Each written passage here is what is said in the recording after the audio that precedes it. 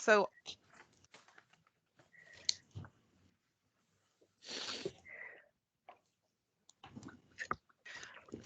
Uh-oh, I lost everything. we're No. okay. Yeah, you're good. You're going to be Okay. So I do not see, do you see anybody waiting in the lobby? Any members of the public? Nope, but I'll let them in if there's anyone. Okay. So I think I will forego the instructions for participating remotely then, since we don't have anyone who's needs that instruction, and I'll just turn it over to you, Linda. All right. So the November 15th, 2021 meeting of the Historic Resources Commission is called to order at 9:35.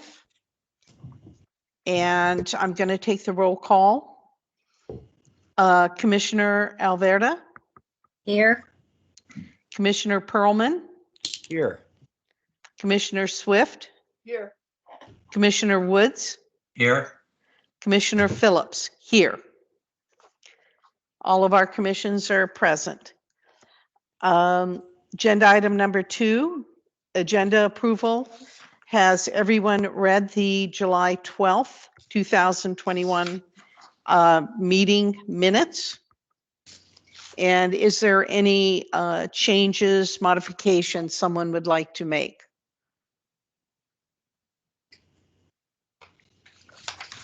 All right, we will vote on approval. Can I get a motion to approve the July 12th, 2021 meeting minutes? I'll make an motion to approve the July meeting minutes.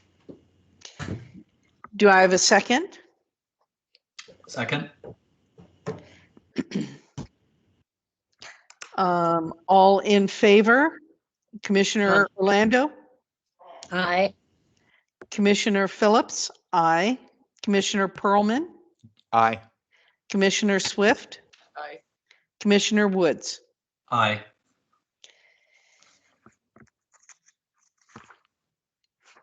Oh, I'm sorry.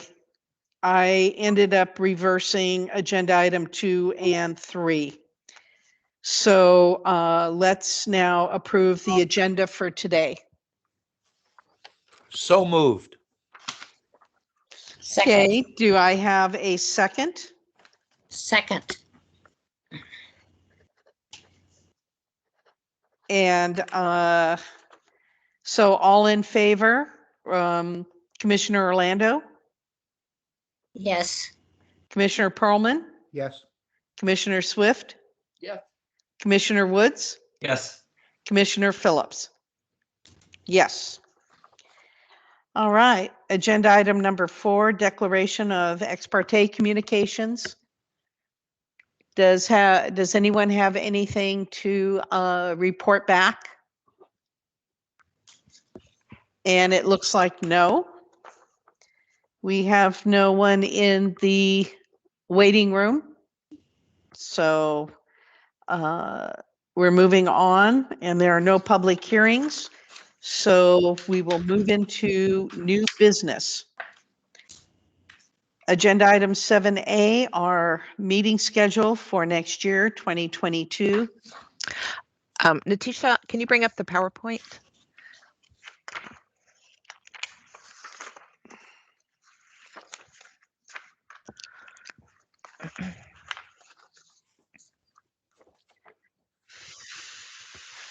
Do you want me to review those dates? I'd be happy to do that. Our proposed meeting schedule is Monday, January 22nd, January 17th at 9:30, Monday, April 4th at 9:30, Monday, July 11th at 9:30, and Monday, October 3rd at 9:30. And then that's later on the agenda, but we're also planning to hold a special meeting sometime in February for a training by Joe Mitchellek on researching historic properties. But we don't have a date for that yet, but I will reach out to the commission after I hear from Joe when some dates might work for him. But these are the regular meeting dates for 2022. Does anyone have any conflicts at this time? Well, I did a simple thing that I do for all your annual schedules. I check them against Jewish religious holidays, and we're clear for Passover. It starts 10 days later. Good. Very good. Is there anyone else? All right, then. So then I need a motion, right, Annie, to approve these dates? Yes. I motion that we accept the proposed dates for our commission meetings for the year 2022. Do I have a second? Second. All right, all in favor, Commissioner Orlando, Yes. Commissioner Pearlman, Yes. Commissioner Swift, Yes. Commissioner Woods, Yes. Commissioner Phillips, yes. All right, agenda item 7B, the California Preservation Foundation awards annual design awards. And there's been discussion about nominating a property for 2022. Both Annie and I tried calling the California Preservation Foundation to find out the process to nominate a property. And neither one of us was able to actually talk to someone. But I've left a message. Annie, did you leave a message too? I didn't call, but I sent 2 emails to 2 different staff people. Okay. So we're waiting to hear back. The awards, I believe, go out in June. And we kind of felt like we have a lot of historic properties, and we can discuss what properties. It seemed like one would be the Heen Apple Barn that's been repurposed and been such a great part of the Aptos community. Unfortunately, we really wanted to discuss this more at this time, but we just don't have the information, because it would be, and I'm correct, Annie, that it would be a effort that would require not only the commission, but the planning department to provide all the information. Yeah, I looked on the California Preservation Foundation website, and I didn't see any application form or nomination form or anything. So I don't know what the process is, but I imagine, assuming that they do accept nominations, there's usually a process to do that. So it probably would take some time. May I say something? Certainly, Barry. A few moments ago, we mentioned February and Joe Michalak. I worked with Joe only on one project, but I did work with him on the signage that we did for Capitola Road. And I'll bet you anything he knows exactly how to get that done, what we're discussing now for a design award. He's a specialist. He would be a go-to person to ask those questions. I did go on and look at some previous winners, and what I saw was it seemed to be, as part of the nominating process, that a lot of the people involved with the work, for example, the general contractor, the Sure. architect, and so on, providing what they had to do to make the changes in either repurposing or refurbishing this historic property. So that's why we really wanted to get more information on what would be entailed, the number of hours and effort. But definitely someone who is in that arena would certainly be a big help to us. I would guess that Barry Swenson would therefore be pretty familiar with this, because he's been around the block a couple of times. And I also think we'd find him a cooperative person we might call upon. Yeah, I hope so. I mean, I ended up coming in the middle of the project. So I have not ever met him, but his project manager, and Annie would remember his name. He came to the meetings. He was very accommodating. I know we went separately, the commissioners, out to the project. He gave us personal walkthroughs and explained what they were doing and what they wanted to do and so on. They were very helpful and accommodating and seemed to really passionate about the project. Yeah. Can I ask a silly question? Sure. Okay. Could someone explain what the California Preservation Foundation Design Award is and what it's for and what it would do for us to participate? And I'm wondering why we would want to spend hours and hours just trying to get them to respond to us with information when it isn't even, it's not clear to me why we'd want to do this. I would need to go back and look at the website. I know there's 3 different categories that they recognize. And it just seemed to me, in looking at who the winners were, which were all over the state. But what do they do for the winners? What did who are they? What do they accomplish? Who are they recognized by? Is that printed somewhere, or is it just, like stapling a star on their phone? I mean, well, they provide the training that we take. Well, I know what the California Preservation Foundation does. I just don't know anything about their design award, and why it would be beneficial for us to go to the trouble to find out what it is and how to get one.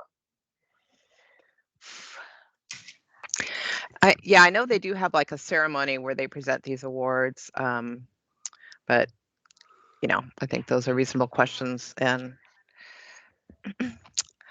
yes, absolutely. Other than, of course, recognition on a statewide basis of some of our historic properties and what we're doing to preserve history, but on a more quantifiable, tangible level, those are good questions. And that's why it's trying to find out more information about them and the effort. Well, I have one more question, and it's, thing to say, and it's just my perspective. And I think I was on the commission most of the time that we dealt with Barry Swenson and Aptos. And my memory of the experience is not exactly the same as what yours might be or the commission's might be. I did not find that it was a real easy process and that they were totally cooperative. That's not what I remember. I remember that Swenson wasn't cooperative all the time, and it was very difficult to get it to turn out the way it did. So, I'm not sure I could support giving Swenson a pat on the back again. Interesting. Okay. Well, May I make a comment, please? certainly. I think, it says consider participating. So the point is, awards and recognitions are there in spite of who were the players that put it in place for the benefit of the community. And the comments on New Leaf redoing that apple barn, of having my ear to the ground and knowing quite a bit, think just astounding that they were to save that and to use that in this commercial venture. I'm new to this commission, so I don't know what Carolyn means by saying what is the benefit for us participating in this, except that we're recognizing a project well conceived in the community, and the Historic Resource Commission rides the coattails on that in encouraging good behavior for restoring, and repurposing these type of structures. but I'm clueless as to the relationship between our historic commission and the California Preservation Foundation. That would be my question.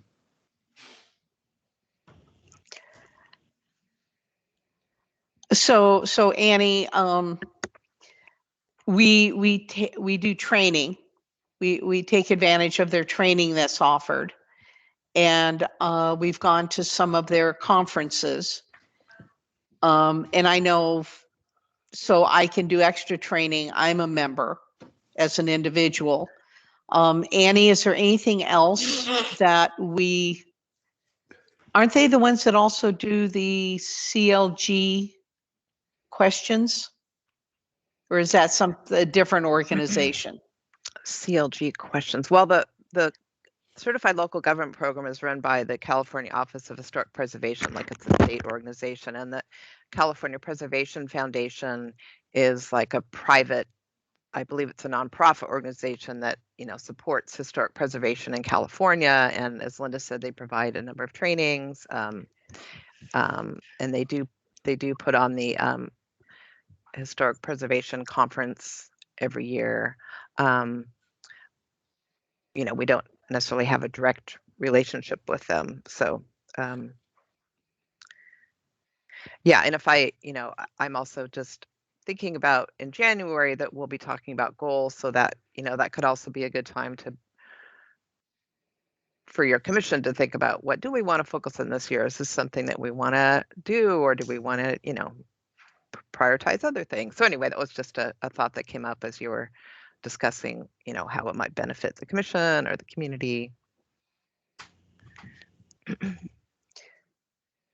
And a quick follow-up, does the commission itself provide design awards? We do a certificate at the annual landmark, their landmark awards or blue plaque in May, the first Saturday, I believe, in May. And we started that just a few years ago, where we recognize people who have gone the extra mile to preserve a historic property. And Barry Swenson, they have been recognized with our certificate. So we are part of that day, along with the City of Santa Cruz Preservation Council and the Blue Plaque Committee through MAW. And I think there's another organization. May I ask a question? Sure. Did Barry? New Leaf receive an award? They received a certificate, was it this year, Annie? Well, we sent a certificate to Barry Swenson Builders for the Apple Barn. That was this year. Right, but that was a for-profit job that he made money on. New Leaf is the company that made the investment in doing it, and they would be the recognizable party to me, not the guy that got paid to do the job. I mean, if we're going to honor our people in our community, honor the guy that made $1 million on it, or honor the guy that spent $1 million on it. That's a great point. I think they all, yeah. I mean, I think the way that I generally see it is trying to recognize the architects and people who actually did the design and the work, regardless of whether they made money on it or not. But well, Annie, wasn't a point? Can I make a point? Sure, Caroline. Thank you. New Leaf came on as a tenant when the project was done. Okay. It wasn't. Thank you for that important change. That's an important change for me to understand. It was planned. I mean, they came on when the project was underway. They came on as a potential tenant. And so, when it was done, they moved in. And they made some modifications to the building in order to make it work for a grocery store. And they did a good job of retaining some features, but the whole process of getting Swenson to agree to save the building in the first place, and all the hoops that we had to jump through, and the many fights that we had, And I mean, years of work on the commission side in order to get it to turn out the way it did. It wasn't as though it was a happy relationship. It was very difficult. I'm hearing you. I'm hearing you very clearly. And this is really an important element to bring to the table, especially for me and It Neil. turned out very well. I mean, it is Yeah. a beautiful project. It suits Aptos. Aptos is very happy with it. Yeah. I'm not against giving it an award.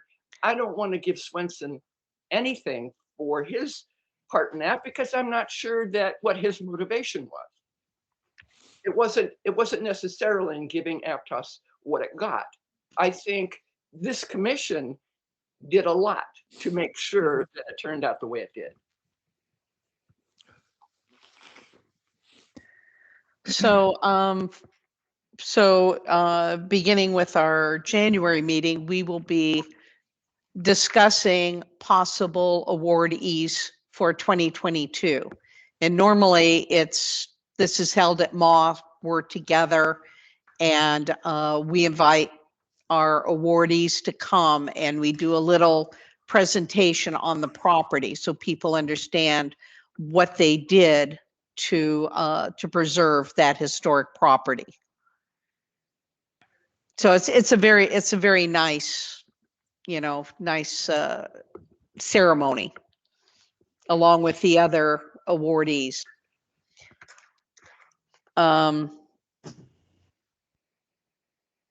So definitely, this is something we can discuss on if we want to be involved with at this point, I think going through the process. What is the effort?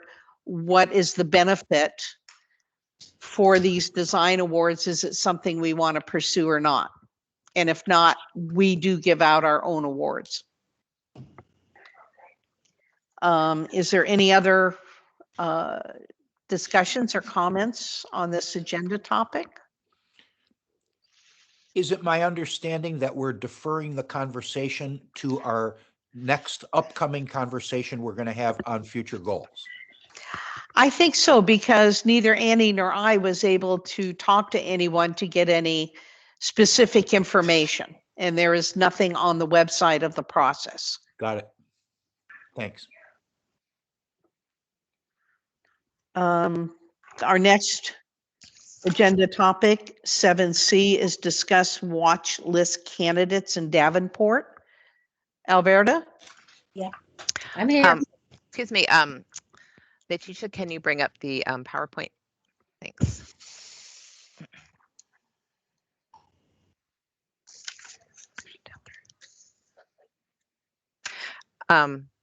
So Alberta, I put the designation criteria first in case you wanted to review those. And then I also have photos following these criteria of each building that you wanted to discuss adding to the watch list.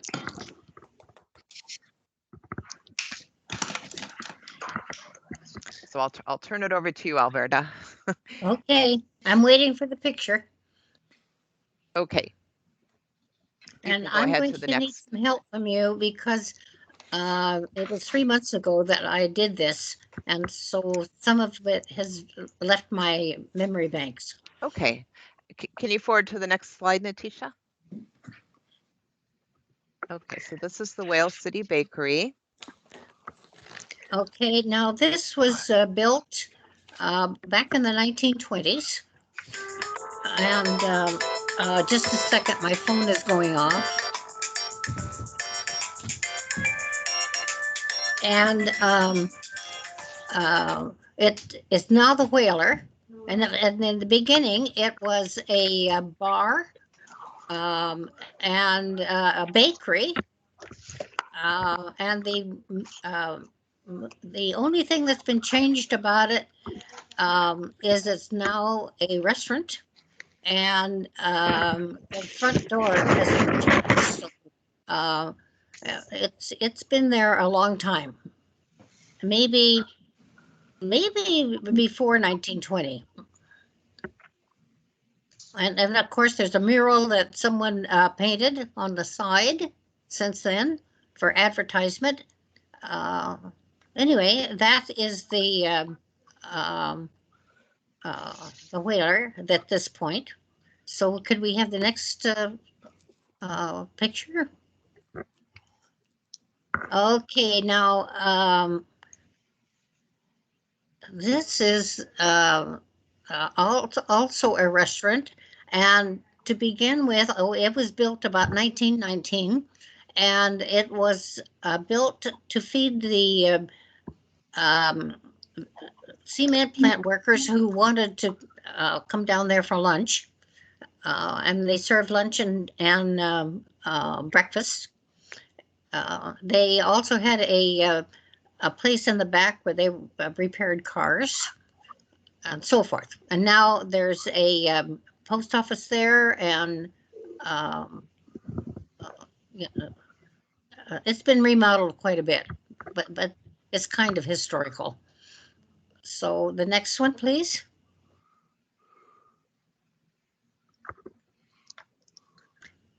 Now this is the packing shed, and this is also a 1920s, and practically nothing has been done to it on the outside, and there have been quite a bit of remodeling on the inside, but people this is where they packed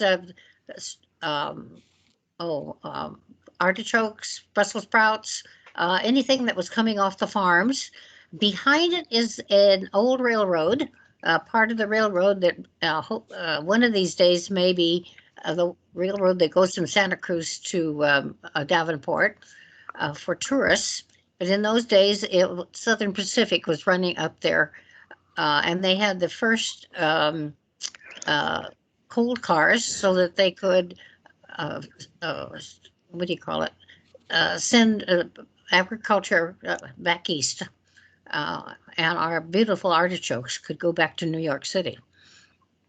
So anyway, this is a, I would guess, well, I'm not sure where it belongs in the world of architecture. But anyway, it's practically the same from the outside. And one more.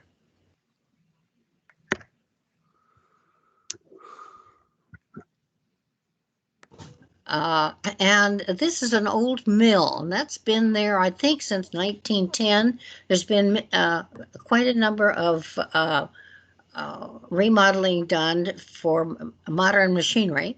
They're still in operation, and it was the mill that helped build all of Davenport.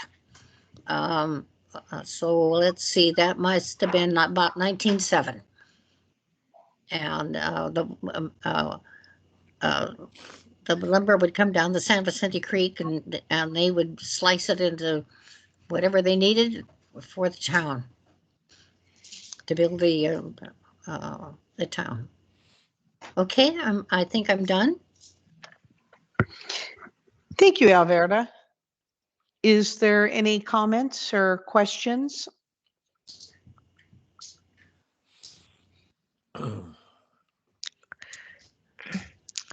Natisha, can you go back to the PowerPoint and maybe bring up the slide with the designation criteria? That might be helpful too.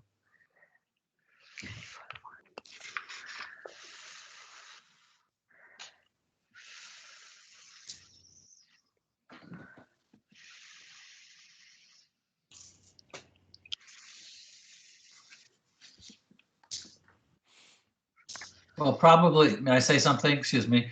Certainly, Neil. Probably of the four structures identified here, the most interesting in terms of a contribution would be the Whale City Bakery, just because it appears that so much of the style remains intact there. The Davenport Cafe looks like it's just been heavily, I use the term remodeled over the years. So unless, other sides of it look good, but I've always loved that Whale City Bakery. It feels so distinct when I drive up the coast and I look over there and I see that stout little business anchoring that corner right there. And, that's something that's to me very interesting. The packing shed, what a sad story. That was Odwalla's beginning there. and they went on to be such a fantastic, company founded here in Santa Cruz, ultimately bought out by Coca-Cola.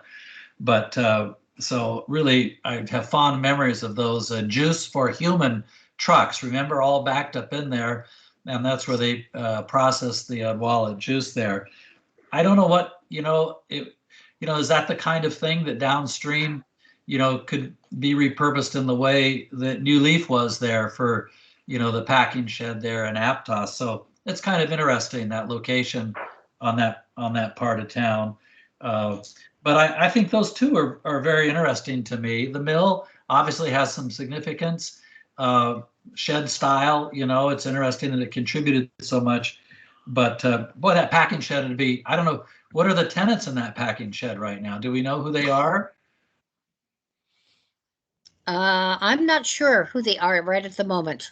Yeah. It changes periodically, but I think that a lady by the name of Miller owns it, and Uh-huh. she is the granddaughter of Disney.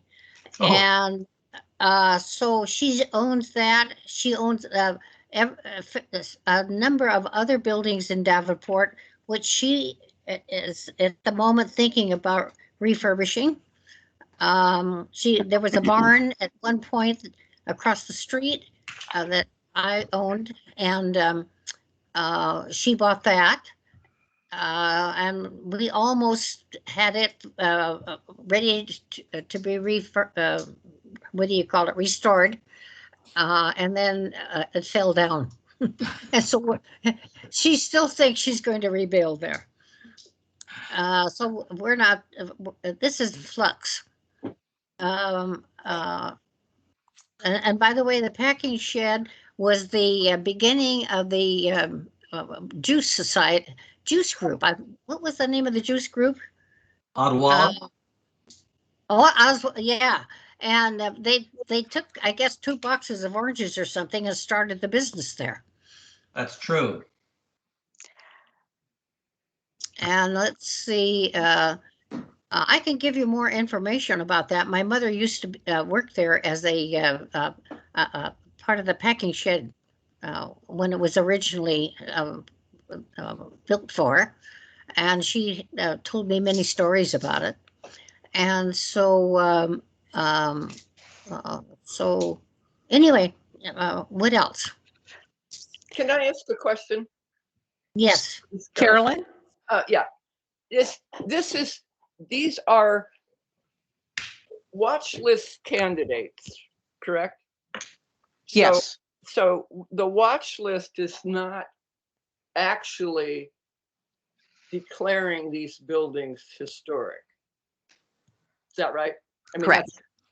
The idea is that there's a form that gets filled out that says this is a suggested building to add to the watch list, and then all of the reasons and the integrity of the building is listed. That's what we're doing, right? Yeah, the purpose of the watch list is to, like identify, when at some point, hopefully we have money for a future survey, identify potential candidates for, to be evaluated in detail. And then the other purpose is to flag the building for when projects come in, where they're proposing to alter them. Right. Or especially demolish. I mean, both, but then we make sure that they're evaluated for significance at that time. So it's kind of twofold. So my question is, do we have forms filled out? The little, I don't know what you call it. Do we have the forms filled out for these buildings? Are we now going to decide to put these buildings on the watch list so that if a project comes through, then that triggers a formal review? I mean, if there's a county project that comes up and say the packing shed's endangered, then the county staff is alerted that this is considered by us to be a historic structure, and then they might require a DPR to be done officially. Correct? Right. Okay. Yeah. I did send the forms to Alberta. I think I gave her an example of ones that you had done in the past, Carolyn. So, that's been our normal process. If your commission just wants to add these to the watch list without filling out the form, we could do that. But yeah, I did provide those forms to Alverda. I would, So- Well, I would feel probably most comfortable if there were forms done, mhm. and, because at this point, we don't have to debate too much. I mean, I really agree that the one building is outstanding, the Whalers building, but the packing shed's wonderful too, and all of the buildings should be, if they're on the list, then evaluated, to see if they're truly historic or not. But that's something that we don't have to decide now. That's what I'm saying. We don't have to worry about whether or not they're really all that historic. We just want to say these are potentially historic. Right. Yeah. So Alverda, do you have the forms and will you be filling them in and sending them to Annie? I don't remember getting the forms. So maybe she should send them to me again. Okay, I'm happy to do that. Yeah, and the main, the purpose of the form is to include a photo if you have it, or we can use the photos that I provided from Google, and then you would kind of review these criteria and provide some information about why you think they might qualify as a historic resource. That's Okay. the purpose of the form. And I think that Alberta, it helps to, it might help you to know that it's not, I don't think you have to really do anything more than put down what you just told us. Mm-hmm. Because you just gave us a summary of each building and why you think it's historic. And I think that's probably what we want to have on the form. So it's written down, this is why this building is considered to have historic merit. So it's not like you have to go and do a big thing. Yes. I'd like to add that I agree with Carolyn that it's much better for the commission to stand behind forms for every type of listing that we do, even the watch list, because it could be challenged. Why did you put this on the watch list? And then we just go to our form. That's our justification. It's happened and it's recorded. While we're doing this, Annie, may I ask, probably all of the commissioners should have a copy of that form so that any of us for any upcoming meeting can fill it out and make a presentation and forward it to everybody to take a look at. And we'd be a step ahead. Certainly, I will send that out when I send it to Alberto. Send it to everyone. Thank you. Any other questions or comments on the Davenport watch list candidates? All right, then moving on to agenda topic 7D, status of updates for historic preservation and related general plan policies. And Annie? Yes, thank you, Linda. So I've mentioned previously the county is doing a sustainability update, and we are including amendments that your commission recommended over the past several years. This includes clarifying the definition of demolition, and also allowing additional uses for historically designated properties that aren't otherwise allowed in the zone district. And the purpose of this would be to allow an economically viable use that could support the repair or rehabilitation of a historically designated property. An example of this would be allowing a 100% residential use on a commercially zoned property, or allowing additional uses on an agriculturally zoned parcel. So those are changes related to demolition.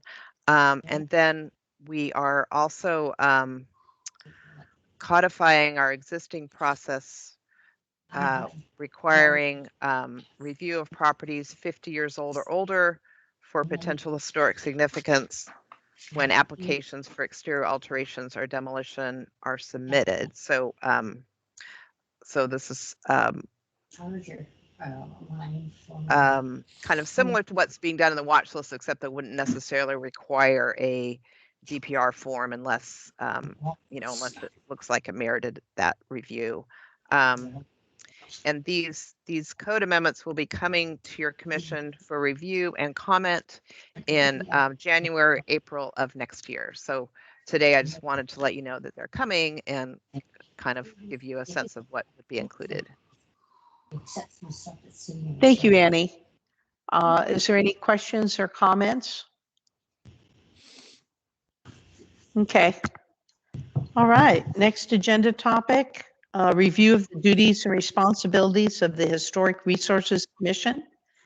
And we have attached the powers and duties. Yes, thank you. So I thought it would be helpful since we have new commissioner and also, we're thinking about our goals, or the commission is thinking about your goals coming up in January. So I thought it'd be helpful to give an overview of your powers and duties as a commission. This is in our chapter 2.58 of the county code. So the first one is historic preservation element of the general plan. We do have the historic policies are included in chapter 5 of the general plan as part of that element, and reviewing such element from time to time. So if we do propose general plan amendments to the historic policies, those would be coming to your commission for review, and you can also make recommendations. Implement general plan policies and programs. Those are essentially codified into our county code, but that's part of your responsibilities. And implement provisions of Chapter 1642, including the review and approval of historic resource preservation plans, which is one of your primary duties. The fourth, conduct studies to identify and evaluate historic structures and recommend properties to be included in inventory. I think that certainly ties into the watch list that you're doing, which is part of the purpose of that is to identify properties that should be evaluated for designation. Are there any comments or questions on these first four before we move on to the next slide? Do we have any idea when the last time we reviewed the general plan, the element to the general plan? You mean as a commission? Yeah, I'm just curious, is because it says review it from time to time, and I was just wondering how long it's been. Right. Yeah, I don't recall, since I've been in this role of saying let's review the general plan policies. There, as part of the county code changes, there actually will be a few general plan policy amendments that would also be coming to your commission in January. So okay. I can include all of the policies, so that could also be a time for you to. Well, I'm just thinking that as long as, like, the county, it sounds like what you're saying is that the county does a review of a larger section, and then we get updates at that time. So is that the case? Yeah, we are doing an update of our general plan overall. Generally, communities are supposed to do them every 20 years, but we're behind. But that's sort of the it's the 1994 general plan. But yeah, that is the time when the county does that, and then certainly we involve your commission as it relates to the historic policies. Okay. Thanks. Is there any other questions or comments on the first four elements? Nope. All right, Annie, you want to continue? So let's see, this is advise and make recommendations to the board on the historic preservation program, which I think we essentially have, and review other matters relating to the preservation of historic resources. You know, I read this E also just so your commission is aware, like if you have issues of concern, you can, you know, make recommendations to the board, or draft a letter to the board, or, you know, so, you know, that's part of your role to raise issues of concern to the board as you see fit. F, advise members of the public regarding resource preservation issues, respond to request, review, and comment. I think this comes up, you know, in your role as commissioners when people raise issues to the commission about things they're concerned about. Public education program. I know a lot of you have been involved in museums. I think that's, you know, certainly sort of outside the commission, the sort of educational role. And then we've also worked on, you know, providing handouts and things, making information on the website available. I think the awards, you know, appreciate historic resources. The awards that you do also falls under public education. Documents, recommendations of the board on documents and records of historic significance. We don't necessarily maintain a lot of documents and historic significance in the county. We did look at the slides that had been left with us, so that kind of thing. I try, if you know, if there's something, documents that seem to be, you know, who should be receiving these documents, I try and bring that to your commission's attention if we do have something of significance. I is actually referring to the Mills Act. So, you know, we've talked about that before, and I think, you know, the board in general hasn't been receptive to that idea because of the fact that it would be, you know, a loss of tax revenue coming in, but certainly within your commission's authority to advise and recommendations to the board on that topic. And then the last one is any other functions in the code or, you know, directed by the board. So that's that gives kind of an overview of your roles and duties. Can I ask another question? Certainly, Carolyn. You know, I'm a little concerned about conservation and disposition of documents and records because that's something that has had an impact before. I know that years ago when I was doing research on buildings in the county, they had all these, the original maps were on the second floor in the record office, and you could go in, you could look through the maps and you could see the actual subdivisions for every area and who owned the property back in 1920. Wonderful information. And you could, you know, go through the deeds and look at the deeds and agreements, and you could just walk back there and grab a book and look at it. And then of course everything got a lot more technical, and at some point all of those maps, books, and documents were removed. And I know at one point the commission was told that a lot of the records were being sent to UCSC special collections. And then I heard, it's probably a rumor, that they arrived one day and they were put on a back dock in the rain. So I don't know really what's happened to a lot of those records, but I'm concerned that they are not accessible to the public any longer.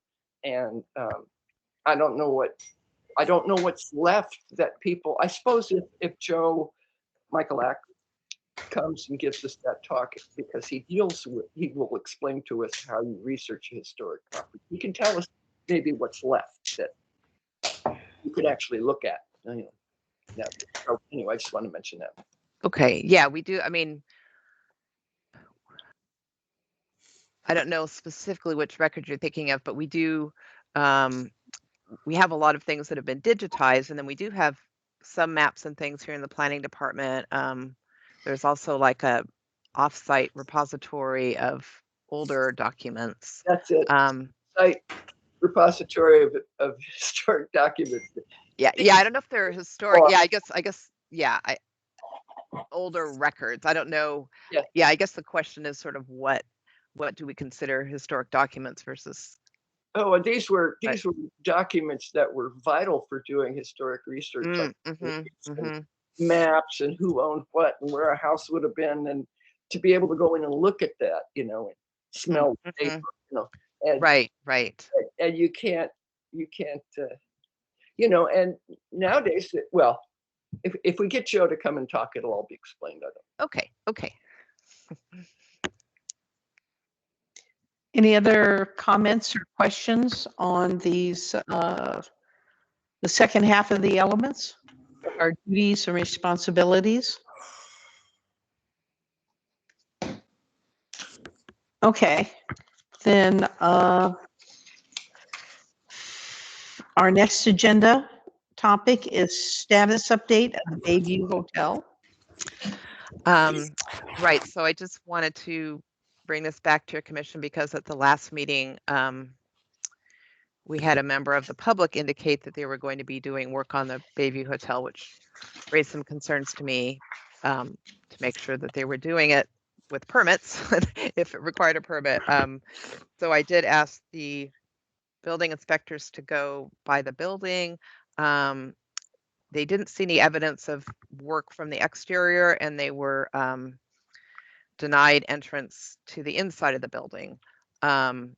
So, there is, I don't have any direct evidence that they're doing work without a permit. There is some minor work that you can do without a permit inside, like, plumbing repairs, painting, papering, and finish work, that sort of thing. So I can certainly ask the building inspectors to continue to monitor when they're in the area. But that's what I know at this point. Is there any comments? Well, I think the community is watching the Bayview pretty carefully. That's probably true. Yeah. Everybody that goes by, it's still there, and it still looks pretty much the same. So I think we could hope that the community will sound an alarm of some kind. Right. Any other comments? Is that on the watch list, the Bayview Hotel? It's on the National Register, and it's certainly part of our inventory. So we only need to put properties on the watch list. Refers really to properties that have not yet been surveyed or designated, but looks like they might be eligible for designation. So okay, so I guess this is a different kind of watch list. Yeah. Okay. So that's just me learning about this. So Sure. Yeah, what triggers that someone doesn't do, thoroughly modern, awful side, remodeled inside the building there without any recognition of, what that building has to offer? Yeah, the work on the interior, triggers a building permit, and that also since it is on the National Register for like properties that are just listed locally, we actually don't regulate interior in terms of historic review. But if it's on the National Register where the significance of the interior is part of the significance of the property, then it does require review. So that, if it was a minor alteration, that would be at staff level. If it was something more significant, that would come to your commission. So, that's another reason why we're keeping an eye on this, because we do want to make sure they're not going in there and, doing something detrimental. Does that extend to furniture? No. Well, I've heard, and I know it was true because I've seen the furniture inside the old hotel, and it's the Spanish style furniture of the Arano family. This is Rafael Castro's daughter's furniture. Oh, wow. It's still in there. Those little beds, they had from. Oh, wow. That's cool. And so I'm a little concerned that that's going to be moved out. Mm-hmm. taken away, because it's been in the hotel all this time. So, Right. and I know you can't say you've got to keep the furniture. Right. Right. I wonder if she even knows the value of that. I mean, I would think it would have some value if it's that. Oh yes. Yeah. Well, Yeah. could we not, could the commission send a letter to the property management of the Bayview, reminding them that it has a historic designation and reminding them that we are watching them very carefully and that they need permits to do stuff? Just a friendly reminder. Sure. Sure. You could certainly do that. Yeah. I don't think Should it that would probably come, go. should it come from staff or should it come from the chair of the commission? I could send a letter. I mean, I could also reference that, this was brought up at the commission. Just wanted to remind you that. So is the Bayview been sold, or is No, it it's still the same owner. still the same owner, but it's sort of in limbo?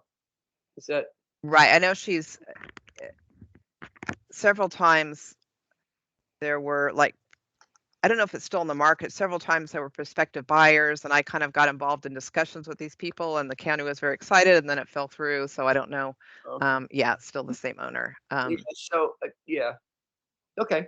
Is the restaurant infrastructure still there in the hotel downstairs? I don't know. I was saying they don't. They kind of deny entry to county people. There's been some A lot of the buildings issues.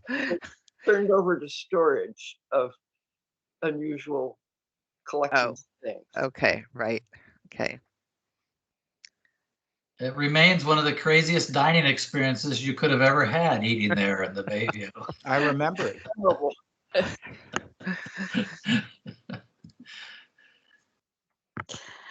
So is there any other comments or questions on the Bayview? Well, I would just say as a new commissioner, part of my excitement about being involved here is that I always think of what a commission like this does that's so valuable is that if we lose something that is such a landmark in the community, you've grown up around it, you've seen it, it's so worth the fight to save it, because, how many times have you gone through a community and you go, hey, where was that cute old building that was here? And you just find out it's just completely demolished or it's gone. And so, yeah, keeping our eye on the Bayview so that, the right progress is made going forward. It's such a landmark there. And with the reemergence of the Aptos Village, which I think is very positive, one would hope that an infusion of money could go in there and really make that, my gosh, a hotel with a restaurant again. It'd be fantastic to rehab that building there. I agree with Neil completely, and my concerns are skewed a little bit because of my district. And I'm just going to name this, and I'm sorry, I don't mean to make the rest of you groan, but if we continue to do nothing, we may have another Redmond House on our hands. We can't sit around and wait for the Bayview Hotel to fall down and be unrestorable. While it's in better shape than the Redmond, that needs to be taken advantage of now. I think we need to be more proactive with the landlord. And it is one of the anchors of historical recognition, along with the Hin Barn, that really make the village pop. And my fear is that we leave it alone, that they do nothing to it, and that all of a sudden, wow, we have a building that costs too much and can't be restored. So it's a leave it alone or tear it down, just like the Redmond is. And that would be a shame while we're sitting here and talking about remembering eating there and such as that. I think we could be more proactive on this issue. Is there any way we can require the building to be brought up to code? Yeah, unfortunately, we don't really have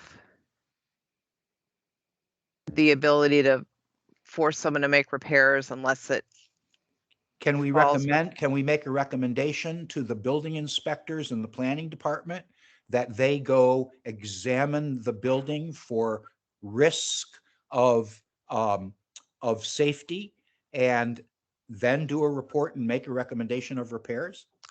Well, there's been a long history of code violations there. Um, Really? yeah, so I think that, you know, they're familiar with, at one point anyway, they were addressing sort of health and safety concerns. It Andy, seems, may I ask it you, seems to are me people that, living? like, Oh, go ahead, Barry. a history of code violations. What are we talking about? I mean, I know what we're talking about, but that's on us. We've permit them to violate. I mean, come on, we do have rules and regulations. We can fine people financial burden for their absence of maintenance. And it just seems, I'm just putting up the big red flag because I live with the Redmond House. We all live with the Redmond House. And I see Redmond House 2 coming up with the Bayview Hotel. That's my statement of the day. Barry, just from having lived my whole life around the Bayview Sure. and the Redmond House, and having had this, we've had in the past few years a lot of discussions about demolition by neglect, and as it turns out, I believe that we're really pretty stuck. And you're exactly right. That could happen to the Bayview. I think that could happen to the Bayview. It's because we don't have the authority to say you can't, you have to. That's, our commission doesn't have that kind of. But the planning department does. I don't know. So it does bring up the, you know, Carolyn's point about demolition by neglect. And a lot of communities have an ordinance that says it can apply specifically to historic buildings, or it applies more generally to properties where it says you're required to maintain your building. And we don't have such an ordinance. The previous, I think most of you are probably aware that Kathy Malloy resigned or retired as planning director. So currently we have Paya Levine as interim planning director. The previous planning director wasn't really supportive of moving forward with that type of ordinance, and she also felt that the board of supervisors wouldn't be supportive of a code requiring people to maintain their buildings. You know, it has occurred to me that now that Kathy's no longer the planning director, it might be worth bringing the topic up again to see if there might be more receptivity for that idea. So, Great. yeah, I don't know if there is, but I think it's, you know, maybe worth considering again. Andy, I would like to play with this subject myself personally, and I would be interested in drafting a letter from our commission to the planning department requesting that we move forward with the direction of such an ordinance. And I wouldn't mind even writing a hypothetical letter and bringing it to a future meeting, either January or April, for the rest of you to look at, because you know, talk about not being bobbleheads. This is how we are not bobbleheads, by us pushing back to something. I recognize that the leaders of departments influence the direction of departments, but the departments are bigger than the leaders. And I just think we should have an ordinance just as you described. And I think that would be a powerful tool. And it's sort of the laid back hippie attitude of Santa Cruz County that we avoid such things, but I'm not one of those avoiders. Yeah, that's certainly within, you know, within your purview to write such a letter if you choose to do that. So what I'm interested in is whether what I just said appeals to the other commissioners or not. Well, may I make a comment? Neil? I think what Barry is saying, it brings up a very interesting thing that we, and you are, Carolyn, have so much more experience in this, so correct me if I'm wrong, but probably one of the most disappointing things that can happen within a community is that a particular landlord or an owner of a property in a key area finds that they don't have the financial wherewithal to maintain a property. And so it falls under dereliction and looks unsightly, and it may have historical significance. What Barry is suggesting, I think, is as a community, could we be part of something that says, look, in our community, you either own that building and do something with it and move forward with the resources and preserve it, or you need to sell it. You need to get someone else in there to do that. Either you come up to these standards for it, or it needs to go to someone else to do it. Because this has always puzzled me that you see, a building within an area that is just completely run down and there's no teeth in any of the building codes or anything to at least, even maintain a facade within an area of protecting it. Forget about the inside for now, but at least, bringing it up to speed so it doesn't look awful within the community. And, there may be something to what Barry's saying, is that there's something that's developed where this community doesn't accept landowners to own property and not do anything, with a particular property, which of course in this case would involve code violations. And then from a historic significance, the repairs and everything would need to be done within that basis. So you preserve that.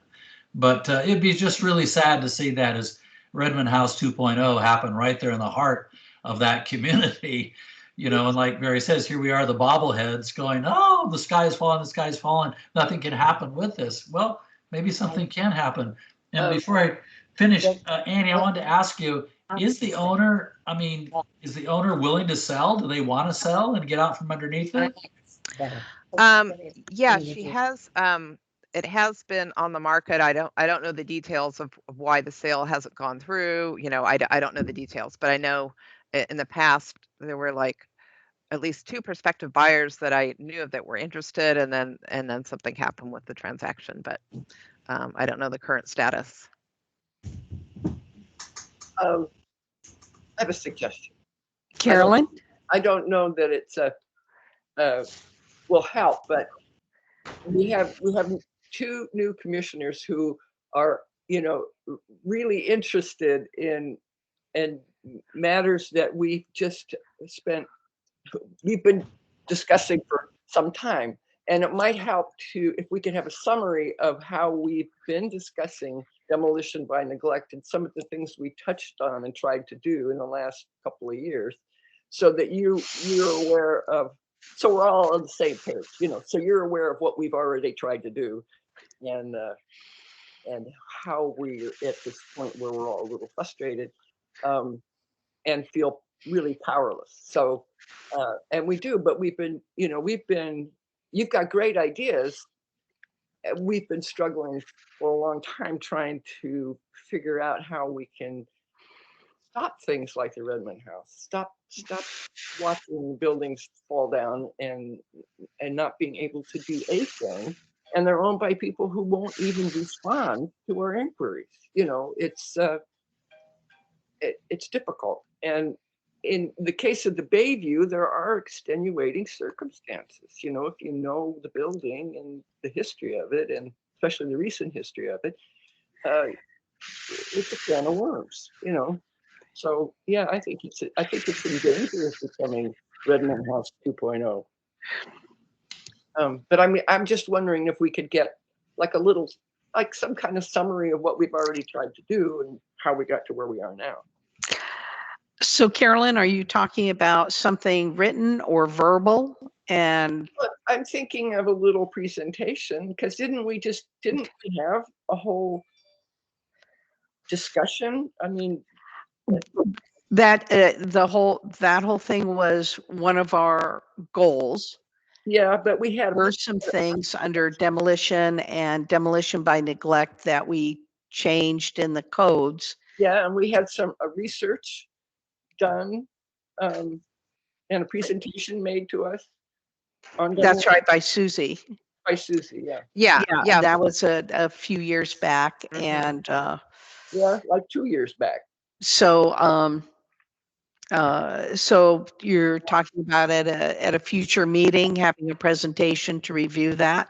Or just someone, just something that says, hey, 2 years ago we got this presentation organized by Susie, and she presented this information to us, and so at that time we discussed, that's where we can go back to the minutes and pick out, what some of our discussion had been and sort of summarize it. Yeah, I can certainly, we could put it on the agenda for January, and I could put together a summary. And, it's also, since it's not on the agenda today, it probably would be better to have a more detailed discussion when it's actually on the agenda. So, Yeah, I think that would be helpful. thank you, Carolyn. What I would like to add is, I do not presume that I am inventing a new process or a new concern. I certainly know that we have been continually pushing against the dilapidation of all historic properties. Clearly that, but I'm just seeing there's a lot to compare in the architectural design and the need to preserve between the two buildings, the Bayview and the Redmond. I mean, they're shockingly alike, only what we're seeing is one is, 40% better than the other one. But I am concerned that that building could just be tolerated until it falls apart. Mhm. And that would be a shame. Or burns down. Yeah. That's the other likely thing. Increasingly likely. Any other comments? Okay, and so Annie, you've documented the request from the commission? yes, thank you. Okay. Then moving into old business. Agenda topic 8A is a review of the format and approach for tracking commission goals. And that's me. Natisha, can you bring that up, please? PowerPoint.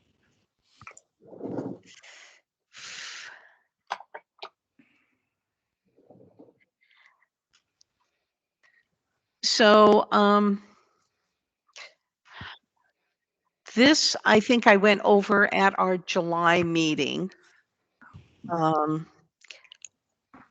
That at our April meeting, the commission approved that I continue to work on creating a formal goals tracking system. And the objective is to know when a new goal is added and categorize it as type of goal, to follow the progress through staff actions, commission consensus, and board vote, and to acknowledge when a goal is accomplished. And create a format that would be easy to use, would track from initiation through all actions taken by either the commission or the staff, and have a final decision on timeline or goal accomplishment. And then the meeting takeaways would be to agree to the definition of what a goal is, to agree to a list of goal categories with definitions and timelines, a final decision on timeline for goal accomplishment, to identify what information should be tracked for each goal, and how to archive a goal once accomplished.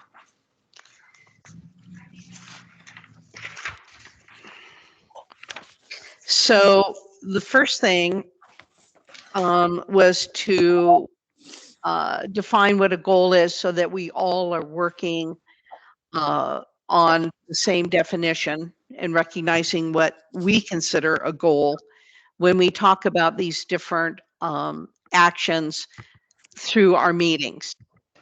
And what I did was I recorded here three different definitions, Can you go to the next slide, Natisha? and also then, what the commission felt would be a definition that they would like to have as we decide what our goals are. How do we define what a goal for us is?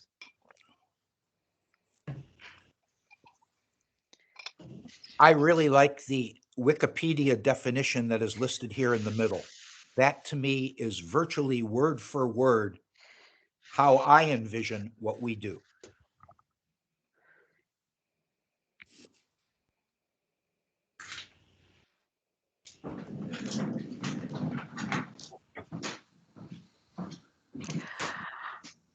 Does anyone else have some comments or a different have a different idea of what our goals should be defined as?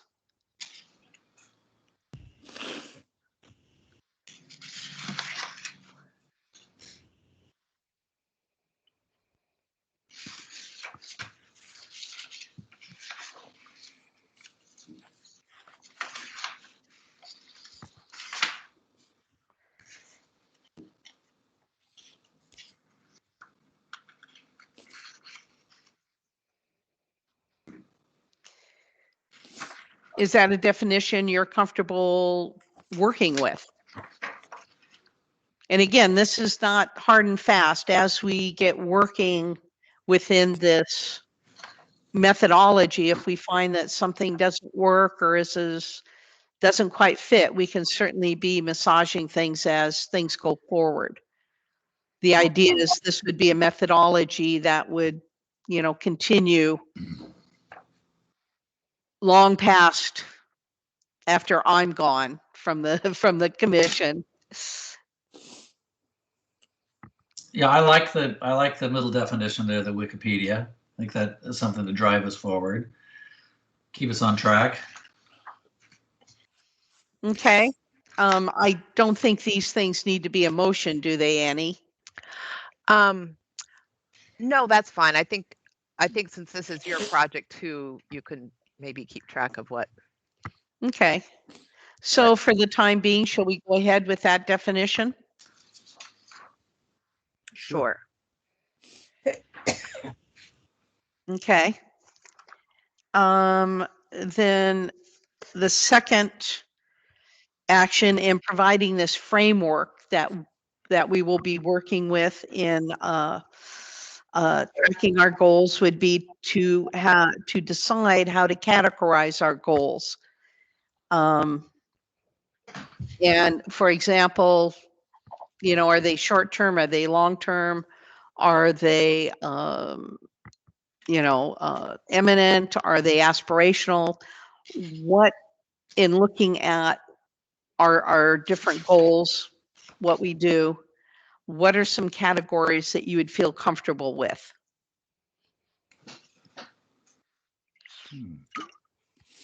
Good question.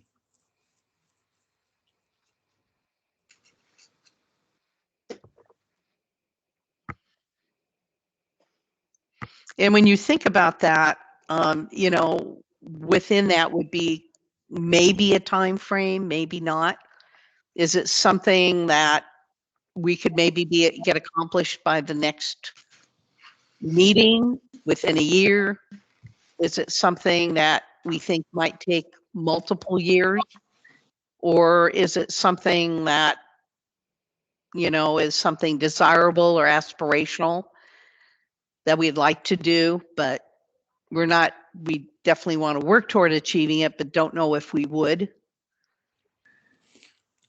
Well, does this, the context statement that was given here, is that essentially the anchor for all that we do, since that is the county record of all that we want to be concerned about. And when I see a date on there of 1994, I think, wow, this should be one of our goals, that this is updated, what, within a 24 month, 36 month, or on a yearly basis. I mean, I just, again, new to this disclaimer, but this is such a great document to make it a living document, that it's alive and well in terms of what we're identifying in here. Well, yeah, in terms of it's an important document. I would say it kind of supports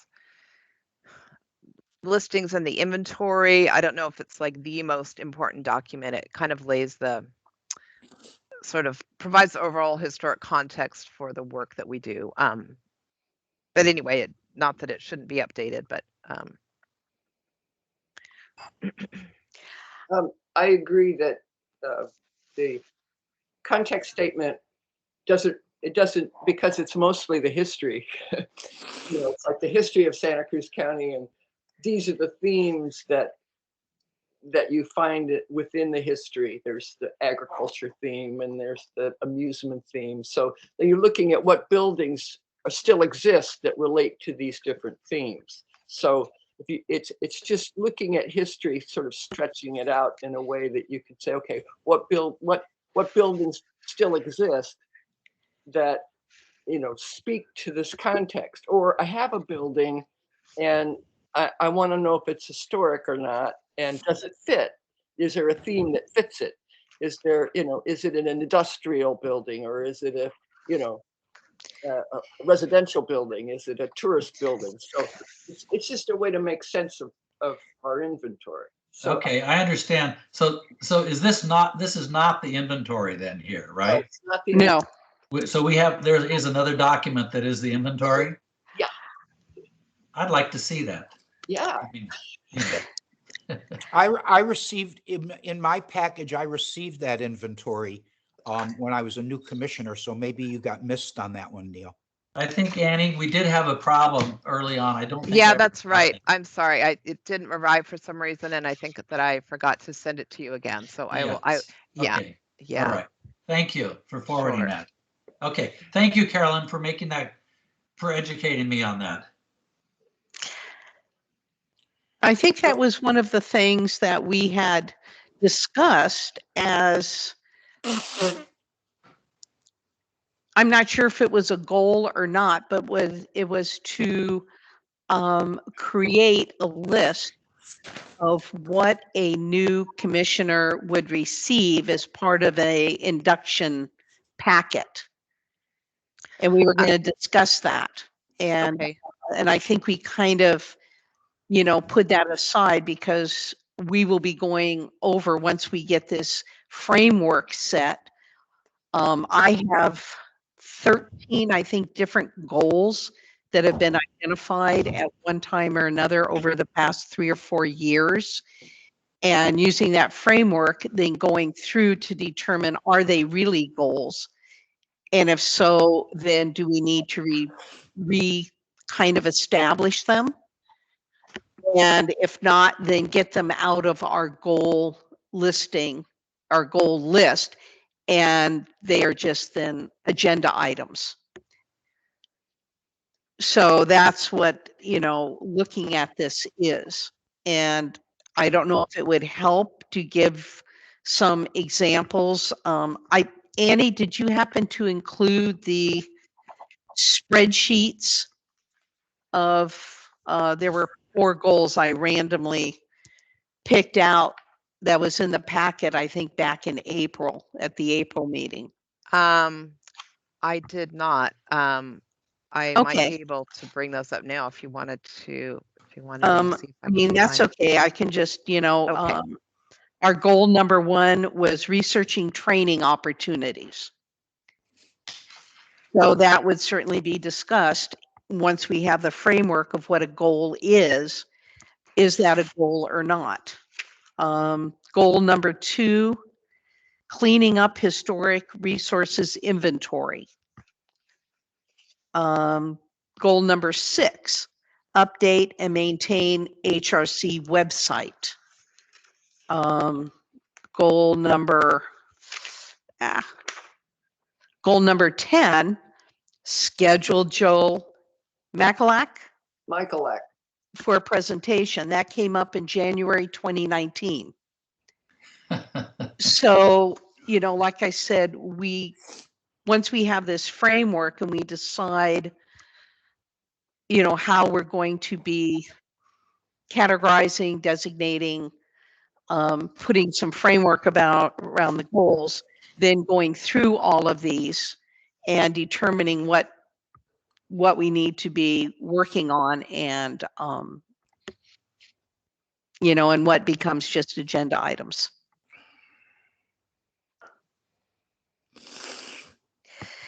So with that, what are some suggestions for categories? And if you have, say, a short term, what would be the time frame? Would we want,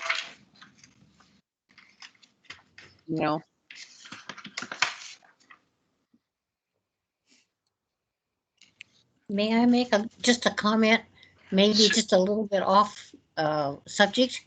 Sure. Okay.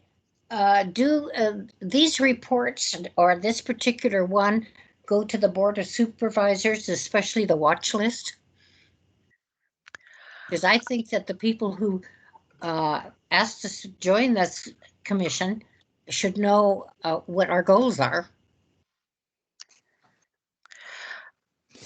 So we provide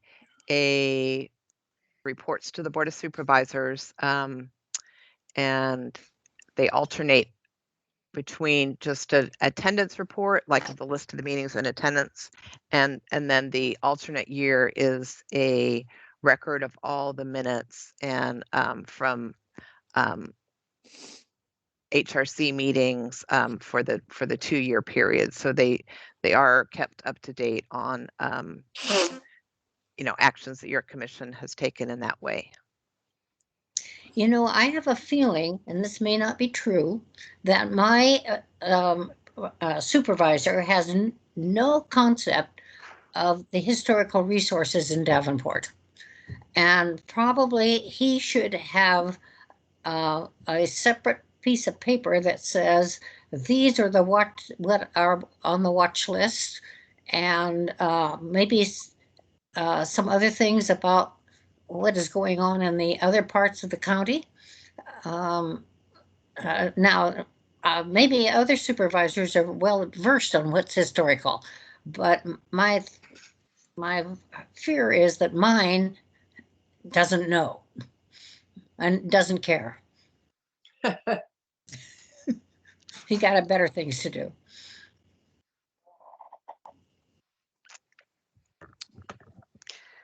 I also would agree that my supervisor is, he's very involved in the community with his family, but he isn't aware of some of the historic things. Like, I don't think the Zobel House, as an example, is on the radar of my local supervisor. That's what he's got us for. If you want to look at it, we're the specialists. So I also was thinking about what I just heard, and it's often great to identify the thoroughness of what we do, but sometimes thoroughness and practicality do not go hand in hand. And I can't imagine any of our commissioners, that's my limitation, not on them. I can't imagine any of our commissioners sitting down and going through 2 years of minutes from our quarterly meetings. Why are we even, we're fulfilling an obligation to send them those minutes, but they're surely not reading them. If they are, they're far better men than I am and women than I am. But it seems to me that that's a token gesture and doesn't really put us in touch with our supervisors, sending them a package once a year. I haven't talked to my supervisor since I've been on this commission, which is now 2 years. So I don't know. I think we could improve the flow of information connected to our county management team, because that's what our supervisors are. And I'm wondering whether sending them something once a year or once every 2 years is appropriate, or whether they should get like something like an update after every meeting.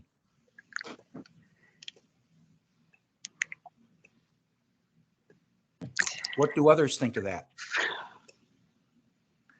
Well, that might be one of the goals, you know, to put down to be more proactive and visible in the contribution that the Historic Resource Commission is providing to the Board of Supervisors. Who is going to put together this report? Because I can just hear Annie saying, oh my God, something else for me to do. I would just like to make a comment.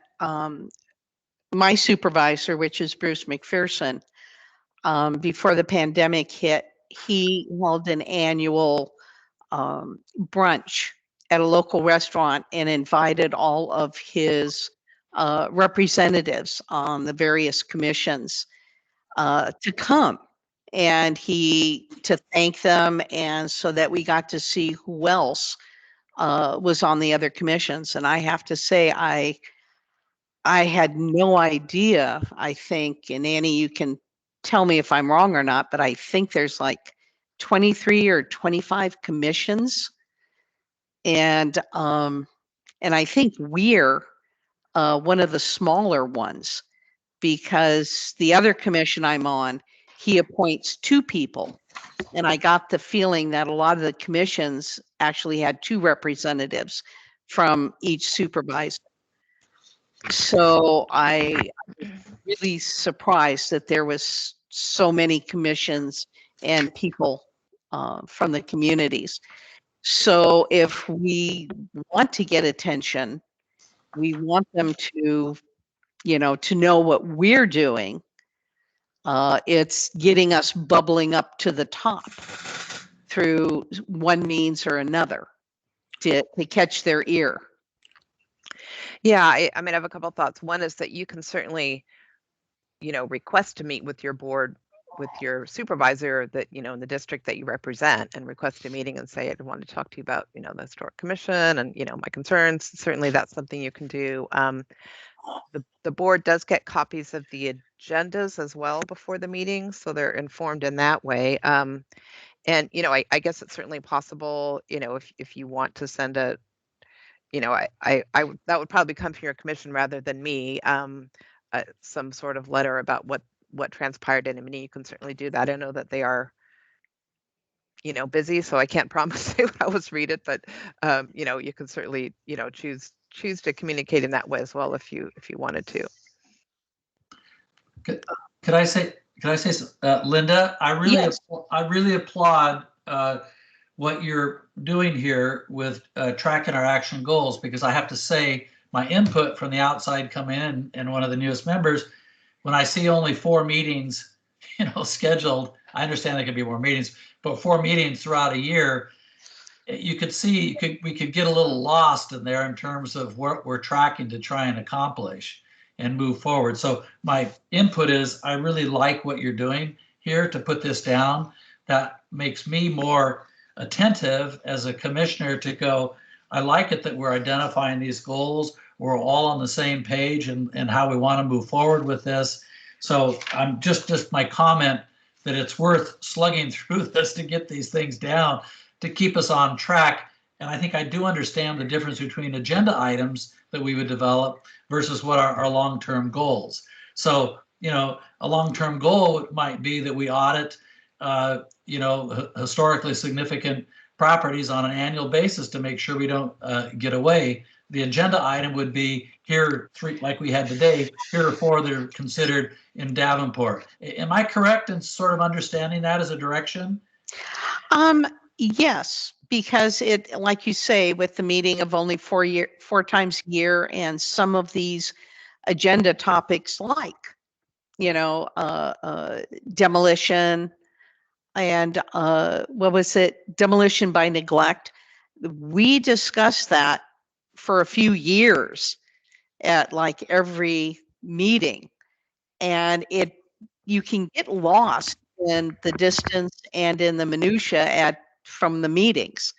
Keeping that on track and having a way to list what was done at that meeting, what was discussed, what was the action, what is the time frame, and putting some of these constraints or boundaries around each goal helps us to know. And my idea was just to decide at one meeting, all right, here's the goals we want to talk about, because they're going to either be accomplished, they're going to be done because they're a short term or imminent or whatever, or immediate, however, phrasing you want to put on them, to be able to differentiate and say, and then say these others we'll talk about 2 meetings from now, because they're long term, there really probably won't be much action on them, or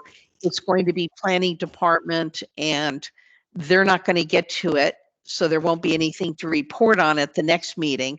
So maybe we'll make it more semi long term, and we expect to have it done by January 2023. That kind of thing, so we can utilize our time on these goals more effectively, and then identify when they're accomplished. And do we want to kind of archive them someplace when we get somebody new in and they say, well, what about this? And we says, well, here's the history of that goal. And we have talked about it, and this is what the resolution was. Or do we just say, yeah, it's been accomplished, we can just, forget about it now and move on?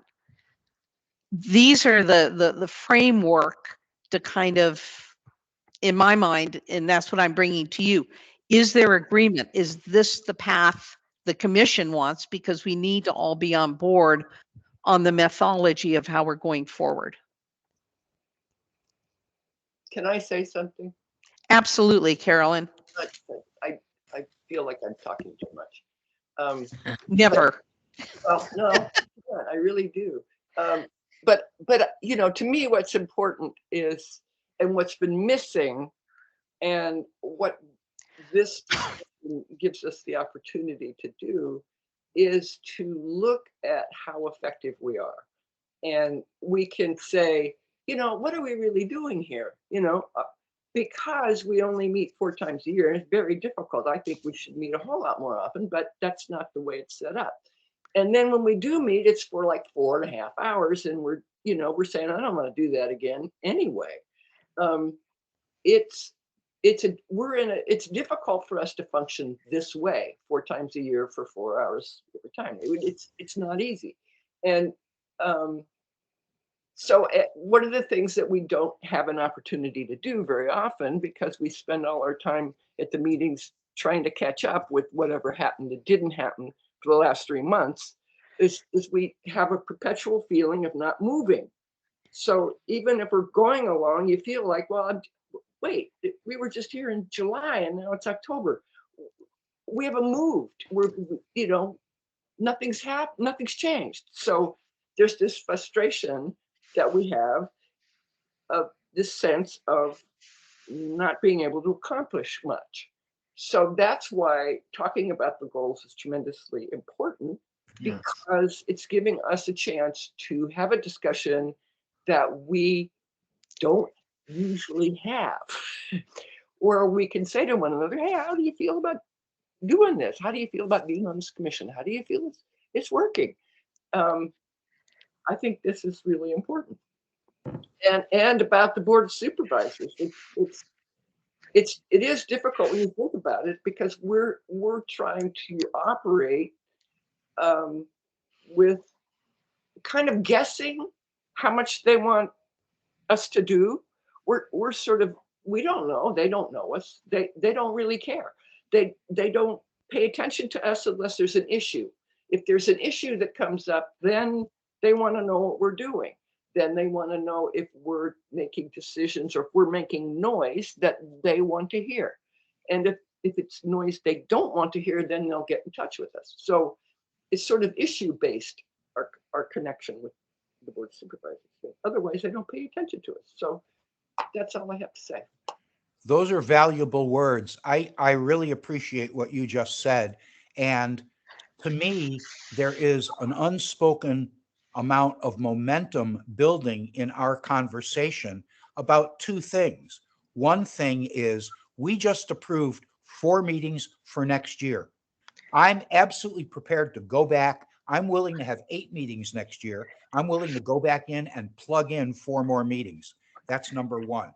Number two is I don't want to have these 4.5-hour meetings either, because it becomes difficult to remember all of the items we covered when it goes so long. At least it is for me. Thirdly, I'm going to repeat the idea that was mentioned just now and reinforced by Carolyn, is that the only time we hear from our board, from our supervisors, is when we have something to say that they don't like. And that would reinforce to me, okay, let's just use the word Redmond House. Do we want to put that name in front of the board of supervisors once every 2 years in minutes? Or do we want to put that name in front of them after every single one of our meetings? To me, it's a no-brainer. We would increase our effectiveness by increasing our communication with the board of supervisors. We would increase our power by giving them more things to look at more often. And at the same time, it should be part of every single meeting that an agenda item should be, how are we doing compared to our goals? And we would start to be building more tangibility into and more momentum into our agenda, and perhaps get more attention if we speak up more. So I don't know how the rest of you feel about it, but I'm ready to come back at the next meeting with 4 more dates to add in between those other dates, because I don't think we can do a very good job in 4 meetings a year.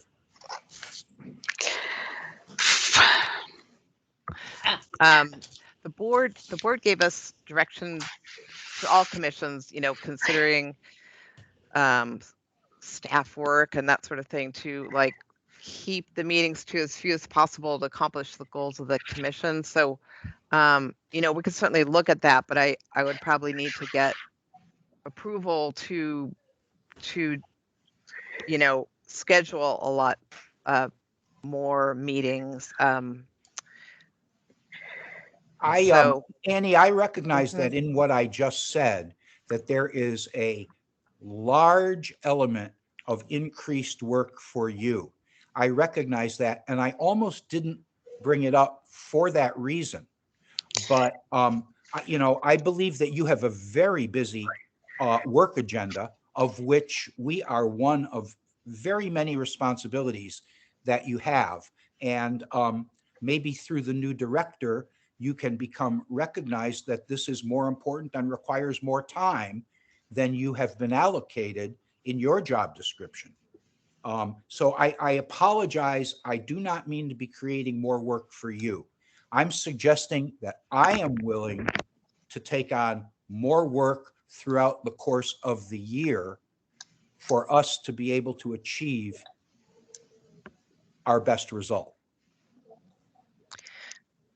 Yeah, one idea I have too is, in January, there's also the idea of subcommittees that could meet more often to tackle specific issues. So that might be one idea to consider as well.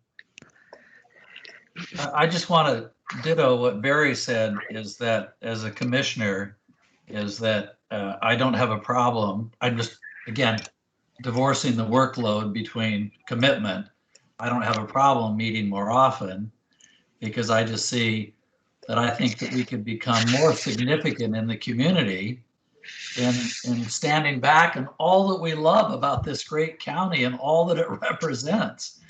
Because this is just bedrock to me, our history here and what we have. And so I just personally see a little bit more significant. I appreciate all that's gone on before, But I don't want more work for you, but it just seems like you're right, maybe meeting a little more often and less in length and having the responsibility to link these things move forward. I love the goal direction that we're going. So that's just my point, Barry. I support that meeting a little more frequently. Well, this is a topic that's not on the agenda. Yes, So that's what true. we would need to do is to make a motion and if we want to continue it and make it an agenda item for our January meeting. That's an excellent idea. So do we want to make a motion now on that? Sure. Okay, who wants to make the motion? So moved. Okay, do I have a second? Can you tell me what the motion is, Yeah. please? Rephrase that, please. Sorry, guys. I move that we establish an agenda item for our January 2022 meeting where we discuss further our goals in relation to our meeting frequency and agendas. Okay. Second, And who's second? Carolyn. Okay. And so all in favor, Commissioner Orlando, Yay. Commissioner Pearlman, Yes. Commissioner Swift, Yes, Commissioner Woods, Yes. Commissioner Phillips. Yes. All right, that will be a addition of an agenda item.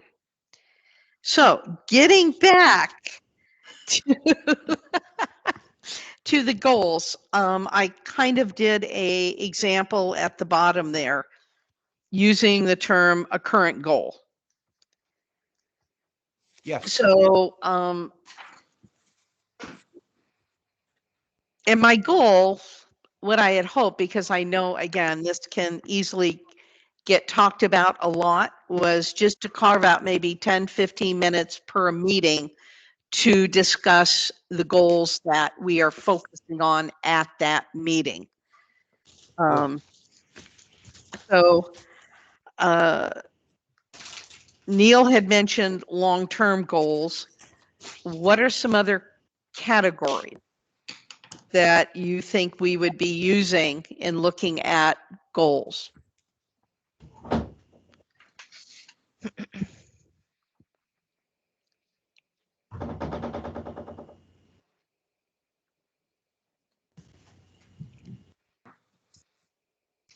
So do you want to use current goal, short-term goal, long-term goal as 3 different categories? Sounds Yes, good I to like me. that. that's good. Yeah. When you say current as in like immediate, Well, that's what I have down here. yeah, that's Within good. a specific time frame. So would we consider then current goal to be something accomplished by the next meeting, within 6 months, by the end of the year, within a year? And then if we said a current goal was accomplishment within a year, would a short-term goal be within 1 to 2 years? Yes.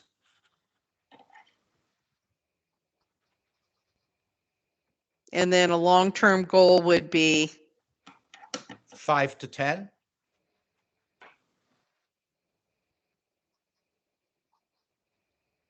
and then one for example, the Mills Act might fall within that. Something that we would really like to accomplish, but we have no idea when that might happen, when or if. What would you call that category? Perhaps perpetual. Having a list of perpetual goals just on the back burner that are not attached to a timeline. Okay. So we would have 3 timelines and then some perpetual goals also. Okay, then if the long term starts at 5 years, we would need the short term to be 1 to 5. Yes. Is there any thought of making that 1 to 3 and then 3 to 5? 3 to 5 for, Long Long term, term? 1 to 3 for short term? Tighten it up a little bit? I don't know. Barry, what's your thoughts? I'm wide open. I think Yeah. we're putting out numbers for something to hook our ideas around, and Right. I'm unresolved. I would be flexible. Anything that somebody can justify good, I'm willing to listen to. It's just so much more rewarding if we're propelled Yeah. forward. Absolutely. and if we can't accomplish a goal within 5 years, then maybe it should be perpetual. There you go. There you go. Well, like when do you get off of the Redmond house? That's kind of a perpetual one. Falls down. Okay. Well, when is the fire scheduled? Ha ha ha.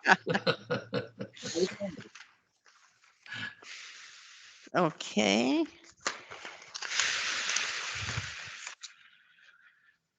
All right. And then the next was what information should be tracked? And Annie, did you have one of the spreadsheets or not?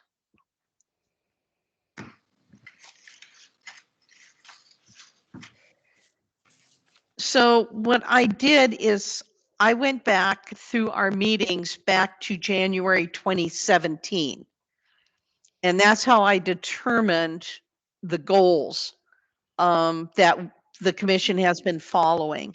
And what I did is I created a spreadsheet for each goal, and I tracked the date that the goal was initiated, and then the date when there was some action on it. And so, for example, researching training opportunities. If you were looking at the spreadsheet, you would see the date jump that, so January 23rd is when we initiated that as a goal. So we would always be looking for training for us. And then on July 10th, 2017, it was determined it should be an annual goal. And then at our October meeting, staff was to schedule a speaker on local architecture, and then we jump to February of the following year. And then we broke it down to different, to sub areas that we wanted training on. And then there's nothing until January in 2019. So there's also one column was dates. The second column was on what was the action requested. The third was staff going to take some action, or did one of the commissioners request something? And then what the status was. Those were the 4 pieces of information attached to each goal. Wow. And since you don't have the spreadsheets, I feel bad about discussing what kind of information on a goal you would have unless there's some obvious information right from the, off the top of your head.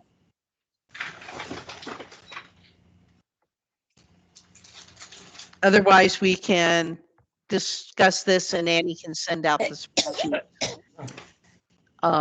for the next meeting. Because I really wanted to get through and get this framework and then start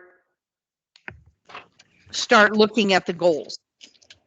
And maybe we should do that for the January meeting, is start to look at the actual identified goals we have so far, and by going through them, determine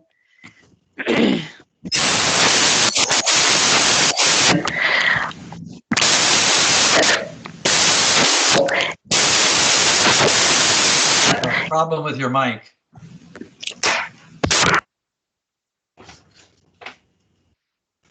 It's off.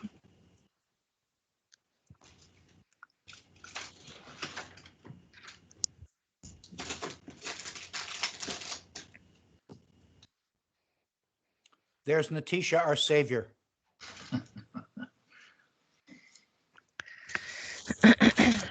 Thank you, Natisha, for everything you do for us. Okay, so in the process of time, since you don't have the spreadsheets of some of the goals, and we have agreed on some information, what I'd like to do at this time is continue this at the January meeting. Start going through the goals that have been identified already for this commission. And then with each goal, determine, is it a goal or not?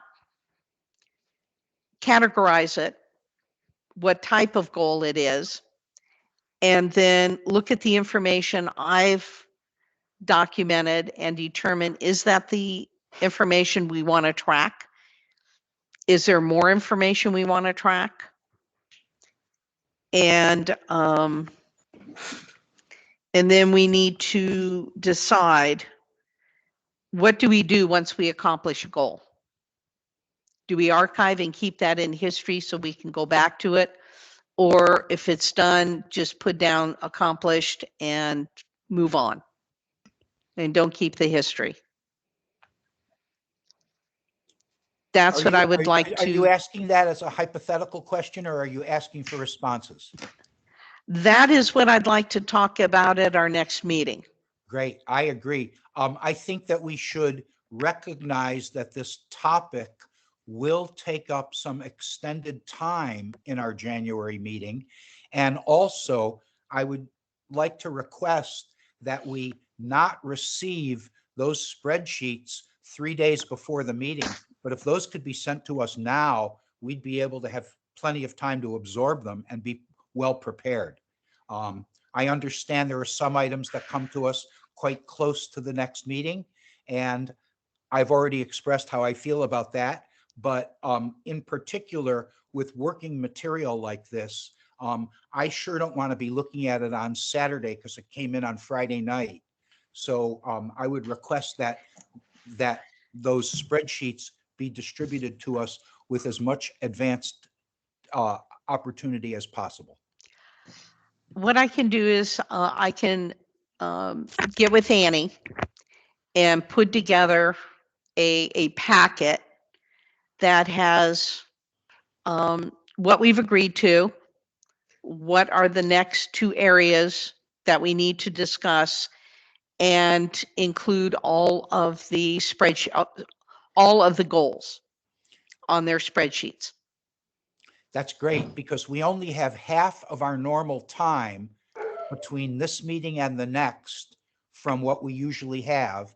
And this is the 4th quarter of the year, and we lose a week of activity at Thanksgiving and a week or 10 days of activity at New Year's. So I would like to point out that when each of us gets our material, we should start looking at it, because otherwise there just isn't going to be any time to be well prepared for the discussion in January.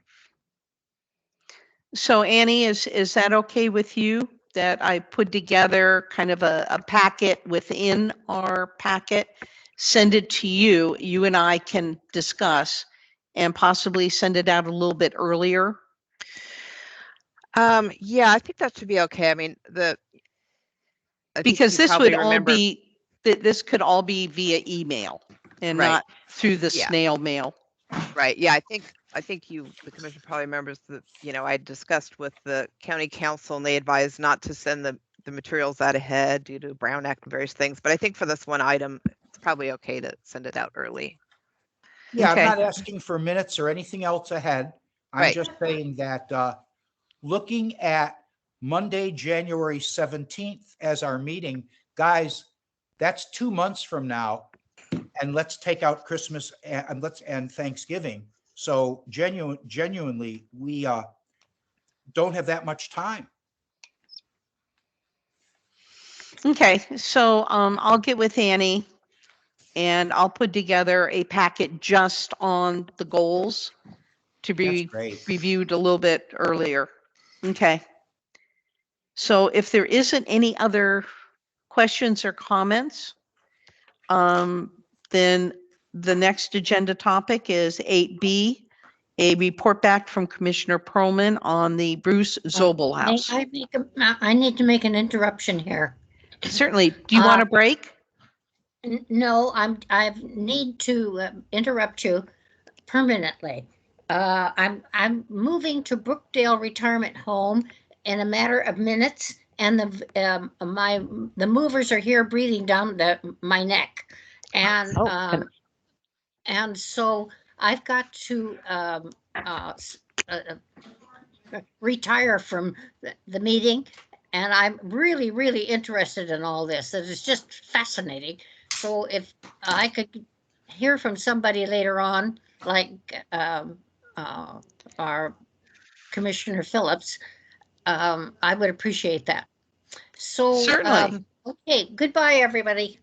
Bye. Good luck, Bye. Alberta. Good luck. Good luck to Bye. you. Have a nice smooth move.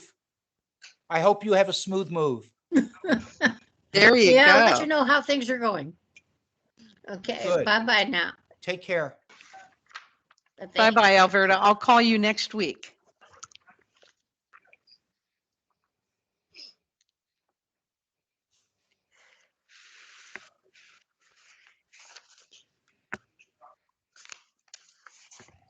Did somebody say break?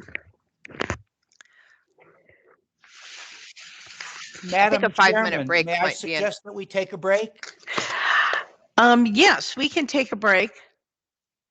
We'll take a break at 11:35 for, would 10 minutes be enough? More than enough. how about, should we do 5? Or do you want to do 10? Whatever. 10. 10. 10. All right, we come back at 11:45.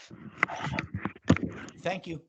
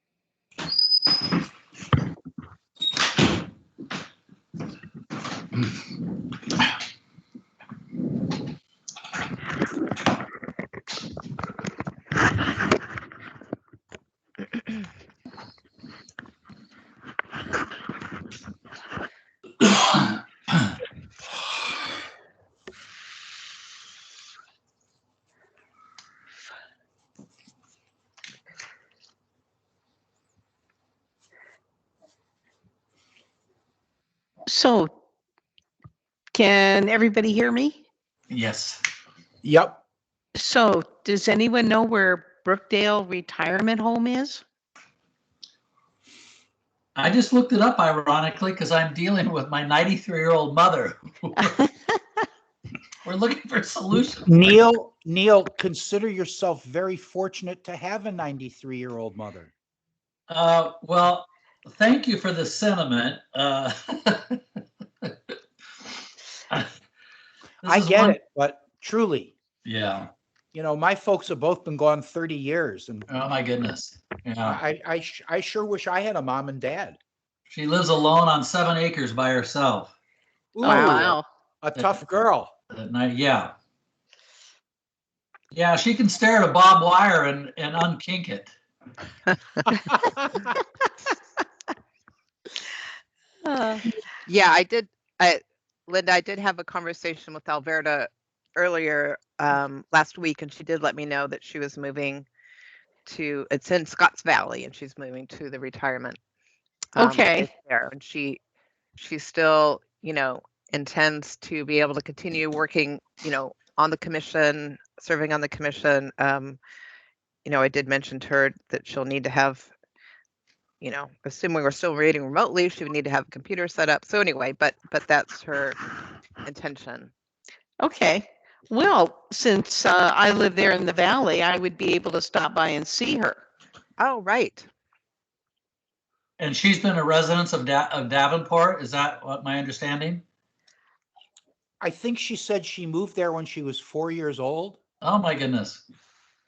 something like that. Wow. Okay. Yeah. So she was living with her daughter and son-in-law, I think. Is that right? Because I took her home just not that long ago, some Right. months back. Right. Yeah, I think she said her daughter was having other family issues, so she wasn't able to continue living with her anymore, I think. So Well, I'll make a point of trying to stop by and see her over the next month or so. So, all right, then it is now 11:49, and the meeting is called back to order. Let me get my agenda here. Is this it? Yep. So we have called back the November 15th, 2021 Historic Resources meeting. And we are now, we are at Old Business 8B, a report from Miss Commissioner Perlman on the Bruce Sobel House. Okay. Natisha, can you bring up the PowerPoint? Thanks. I have a few photos, Barry, that Carolyn sent me that I believe Joe Mitchell took for the Zobel House. I just thought it'd be nice to have those. Do you, I'm not familiar with these photographs, so do you want to just, you paste them and just show them while I'm talking? Sure, Or- I think this is the only one of the house, and the next one looks like it was of a water tower in the property. So probably just this is the most relevant, I would think. But Okay, please excuse me and bear with, I'm having a normal, regular cold for the first time in a couple of years. I guess the mixed weather and all such, so please excuse my cold. This has been a very interesting project to me. And there are two reasons that I was happy to take it on. One reason is that the Bruce Zobel House is within my district, a logical reason to take on the project. And the other reason is that the house is owned by Don and Diane Cooley, and they are extraordinary individuals. So an opportunity to work with them on anything was like a gift, and I enthusiastically pursued it. I started out going to the Pajaro Valley Historical Association and getting some background. By the way, I became a member of the Pajaro Valley Historical Association, which seemed very appropriate to my commissioner status and trying to bridge a relationship with those folks who are extremely well informed and do a lot of extensive work, including genealogy work for here in the Pajaro Valley, if you didn't know that. So, and I think Carolyn has a bunch of experience in the past dealing with them. Anyways, from there, I reached out to the Coolies. And as you all may know, they are in their 90s. Don is, I believe, 97, and Diane is 92 or 93. And so it was a bit of a process connecting with them. But I did manage a very clear and clean link to them.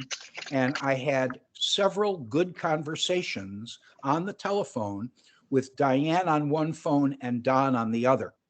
And the first thing they did was express their appreciation for the commission existing and a recognition of the historical properties because they have such a deep commitment to it personally. Okay. Then we got to the Zobel house, and Diane asked me if I had been there, and I reminded her that she had given me a tour of the Circle P Ranch and the restoration that she had done on the Circle P Ranch, including which, if a window breaks, they go find the old wavy glass. They don't spare a penny to keep that beautiful. And Diane Porter Cooley's great-great-grandfather's commission to be a general in the Union Army, signed by Abraham Lincoln, is hanging in the building. And it's pretty amazing. I encourage any of you, if you ever have a chance to see the Circle P Ranch, to take advantage of it. So we understand that the Zobel house is not restored quite to the same level as the Circle P, but is fully preserved with intentions that all adjustments to the building and its future try to have some historical recognition, try to not ignore what's there and preserve what's there. With that said, and having shared their philosophy with me, they informed me that they no longer own the home. They didn't tell me that for 40 minutes after talking to me, but they finally told me that they didn't own the home, that they have in fact given the home to their daughter, Anne Youngblood.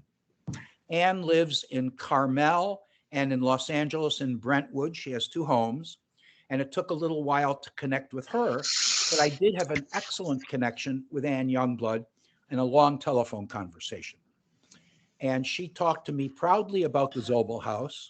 She talked to me about the renters who have been living there for more than 10 years and the deep commitment that the Cooley family has to the renters, and that the renters have a commitment to the property. With all that stated, here's what it came down to. I then said to Anne, so let's move forward and talk about making a historical designation for the Zobel house. And Anne Youngblood said to me that there was no possibility that she would proceed forward with that. And then she explained exactly why. She started out by saying, you're calling me, asking me to spend a whole lot of money on this house that it may or may not need. That's the first thing.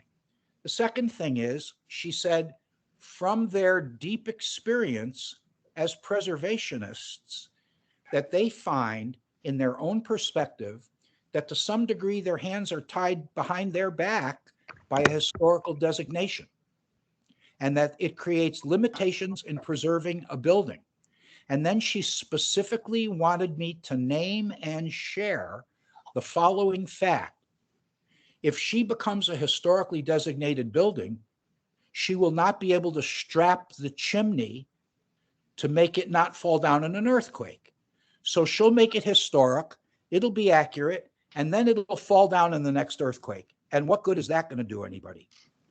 So she believes that there should be a separation between government and private property ownership and historical property ownership, and that government should have no place in determining, outside of the same goals for safety that go for every other building, there should be no special requirements of historic buildings, because it makes it difficult to keep the building standing in this world of ours with the conditions that exist, the potential for a huge massive earthquake, et cetera, et cetera. I was very surprised by her response. I was extremely surprised. If I can just interject too, Barry, I mean, I'm sure the commission knows, but that's not true that they wouldn't be able to secure the chimney so that it wouldn't fall down in an earthquake. But anyway, I just wanted to mention that. So that's a mistaken understanding. But anyway, yeah, go ahead. I was prudent to not go tit for tat with her. Sure, of Okay. course, So of course. I had to absolutely guard myself against speaking out at several points during the conversation because I'm representing the commission. I wasn't there having a chat with her where she and I are hanging out. I was asking her some very specific things representing the commission, representing our supervisors, essentially. So I listened, and there were a number of things that I didn't find accurate to my knowledge, but you can't tell somebody not to feel that way, even if they're not accurate. Those were her feelings. She was being open. She went out of her way to set up a time to talk to me, and she gave me an hour on the phone. So it wasn't getting rid of me in 5 minutes, and it wasn't a quick no. She wanted me to clearly understand what her reason was. She had talked to her parents before I called her. They had told her I was calling, and she wanted to make sure that I had a rich memory of her position on this because she thought that it would help. And I asked her whether she felt I should bring this back to the commission, and she said, that's why I'm telling you, because I think that the commission, I'd like them to hear our point of view. So these folks could be, I don't know all of the families supporting all of the historic sites in the county, but I do know the history of the Cooley family and certainly the Porter family. And these folks have a deep investment and they've got a good idea. They just have their own idea about how to go about it. So we will not be seeing the Zobel House responding to any gestures for historic recognition.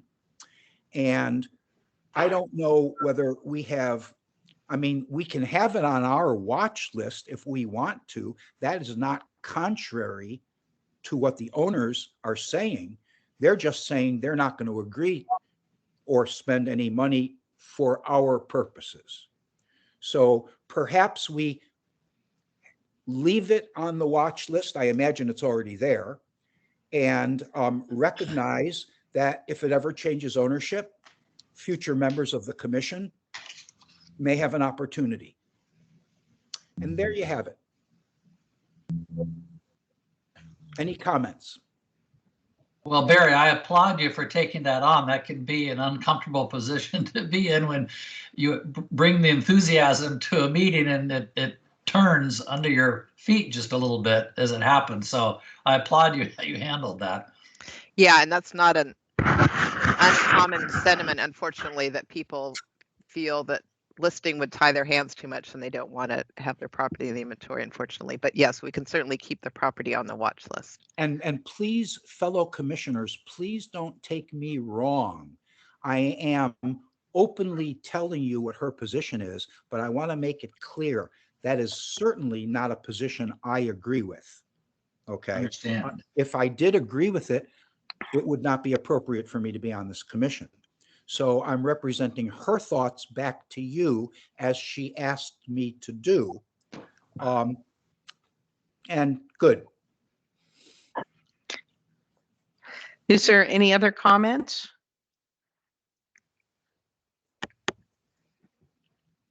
Carolyn, Yes, Carolyn. thanks. Can you? You're kind of going in and out. And Well, okay. I just wanted to say that Barry, I'm not surprised. And, you know, I thank you for your efforts to work with Diane and Don and the family and try and follow up on the encouragement they initially gave you. I think you did a really marvelous job. And I'm, because I know Diane and Don pretty well, and I know Diane's previous experience with historic preservation in numerous counties.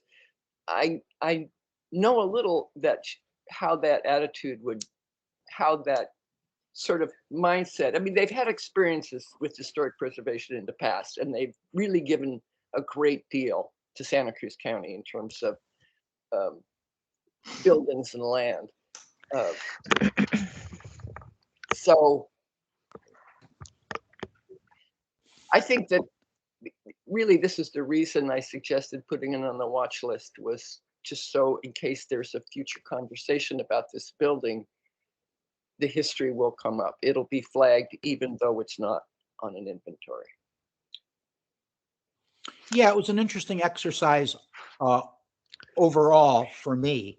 It was like a learning the ropes exercise, which it also it did serve as a catalyst to bring me in touch with the Pajaro Valley Historical Association, which can only be a positive, you know, and linking to them, linking to Bruce, their archivist. And now he and I are acquainted if I need to ask him anything.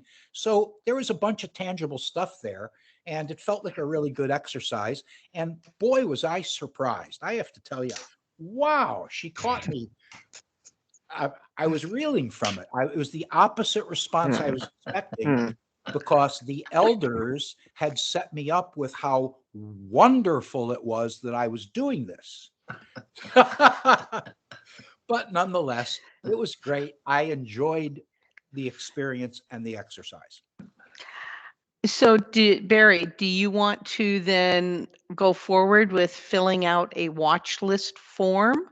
Absolutely. It's already on the watch list. Oh, there you go. Yeah, it's on. Yeah, it is. Oh, okay. Yeah. Well, your work's done for you.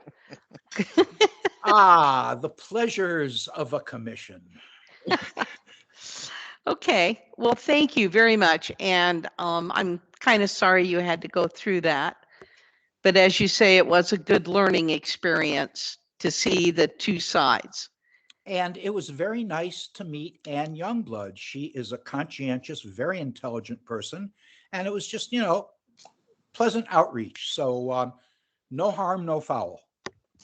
Perfect. All right, let's move on to our next agenda topic, training opportunities for the last 6-7 weeks of this year. Right. So yeah, I wanted to talk about for 2021 as well as 2022. So regarding the training with Joe Michalak, is that how you pronounce it, Carolyn? Michalak? Michalak. Okay, I've been saying Michalak. Michalak. Okay. Michael, and then put a lack on it. There we go. Michalak. Okay, Joe Michalak. He is available in February of next year to provide a training. It'll be similar to trainings he's provided for other in the community elsewhere. He'll be taking the commission through the process of researching a property, and he's prepared a handout that's applicable to any sort of research undertaking of a property. And he also plans to walk through real-time examples using various tools applicable to properties in the county, including the Santa Cruz County GIS system, Ancestry.com, newspapers, and Sanborn maps. So regarding that training, are there any other specific topics that you would like Joe to cover in his, related to researching the history of a property?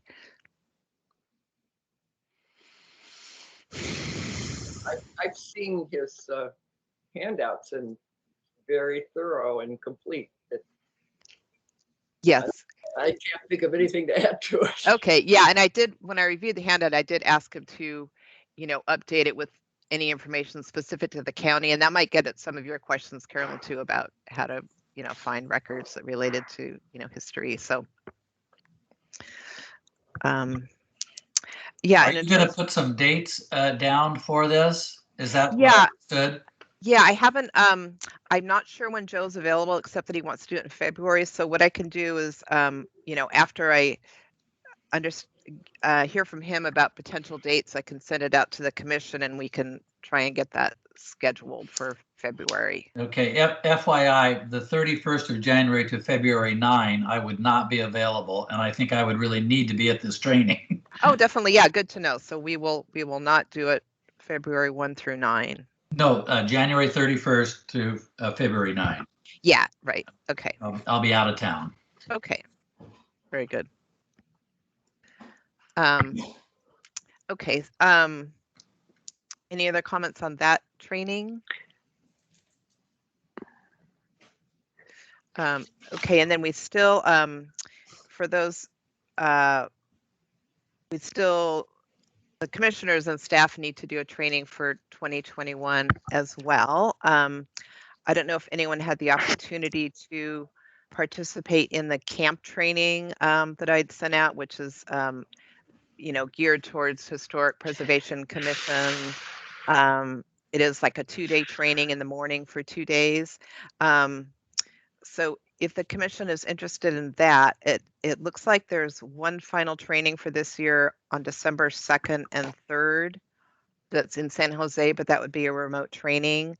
So if the commission is interested in that, I can find out get the registration information and send that out. So that would be in person, not online. No, it is online. Yes, It's it's in San Jose, but I guess it doesn't really matter where it is because they're holding it remotely. You mean it's like a Zoom type meeting? Yes, right, Yeah. a Zoom type meeting. Or Yes. what we're using. Yeah, and it sounds the way they describe it, presentations, hand-on exercises, group discussions, and networking. So it sounds pretty interactive. It doesn't just sound like they're going to be, talking for 3 hours. So it sounds like it could be. Do they say what the topics are? Any of the topics? I haven't seen the agenda for this particular one. I know the ones that I looked at before, I think they look at like preservation laws and how to run a successful meeting and topics like that, but I haven't seen the agenda for this particular. Oh. Yeah. The goal is to build strong local preservation programs through education, advocacy, and training. Trainers include commissioners, local, state, and national staff members, attorneys, and commission partners. So there's that, which is, kind of a 2-day commitment. And then the other option, which occurred to me, is the California Preservation Foundation has their own YouTube channel now of free webinars. So I looked at that, and there's one called Architectural Styles that looked really enjoyable, that walks you through examples of different architectural styles in California that I think would be relevant. And then there's another one called Design Review, the Planner's Perspective, that sort of has a planner kind of walking through what they look at for, I think it's, I forget the community, but kind of what they look at in terms of, reviewing proposals for alterations and that sort of thing to historic properties. So I guess the first question is, are people interested in the camp training? And I can send out that registration information. I just checked my calendar and I'm free. Okay. I did want to go to the last one and something came up and I couldn't go to the first day. And so, yeah, I would be interested in that. Are these 8-hour days for this presentation? No, I think it's, I wasn't able to find this particular agenda, so I might have to contact like the city of San Jose to find out. I think the other ones were offered from like 9 to 12:30 or something like that. Yeah, so it's I'd be very interested. Okay. Me too. Okay. Me also. Okay. That's everybody. And I'm I've been available on checking those my dates. calendar. Okay. So I will, and hopefully it's actually happening. It looked like it was, but I just hadn't seen any registration information yet, but I will look into that and send it out. And then I'll also send you a link to the YouTube channel because it just looked like, you could even do both. It's like the architectural styles. I would like to do it. It's just kind of an enjoyable, I think, review of different architectural styles, and it has nice examples. So I'm Is that like a 2-hour webinar, something like that? I think it's less. I think it might be like an hour and a half, something like that. I'd love to take it. Yeah. Okay. You'll send us a link? Yes. Great. Okay.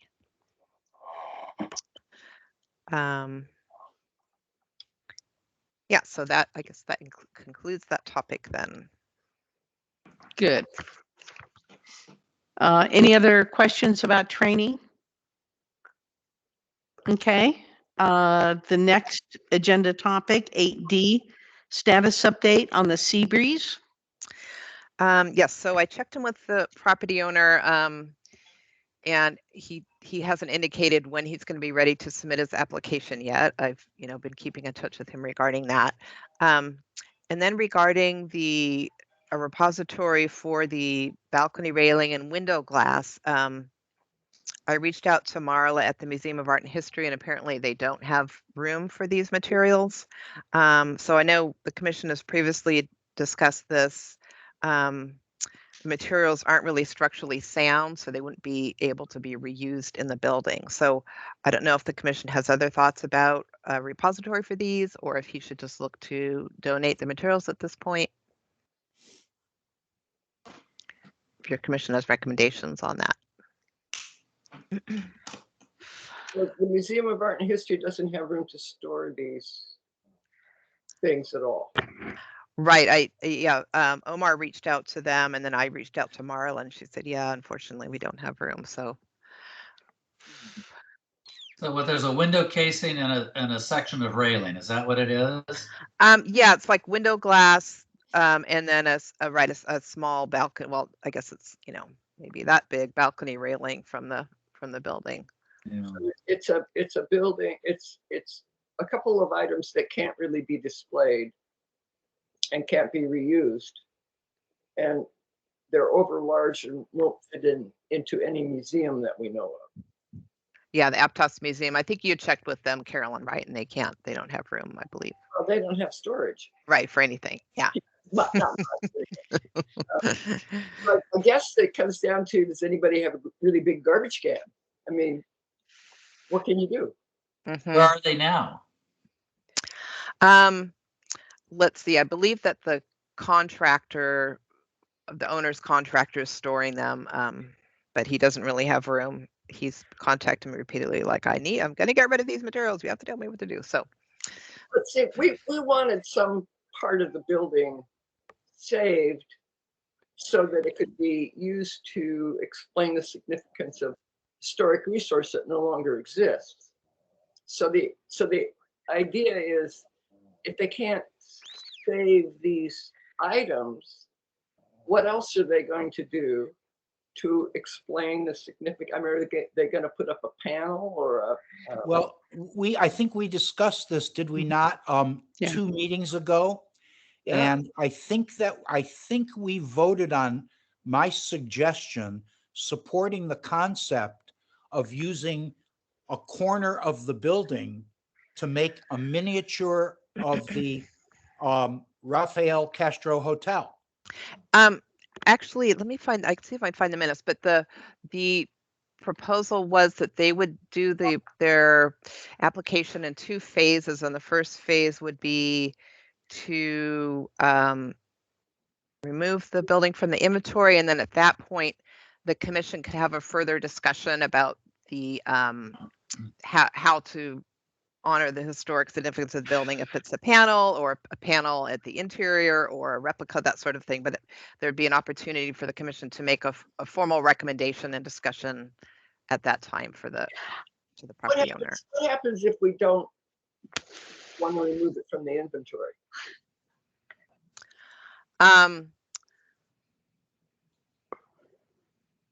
You said don't remove it from the inventory? If it's torn down, doesn't it remove itself from the Well, inventory? I'm just saying, I'm just curious, what if we as a group said, we don't want to take it off the inventory?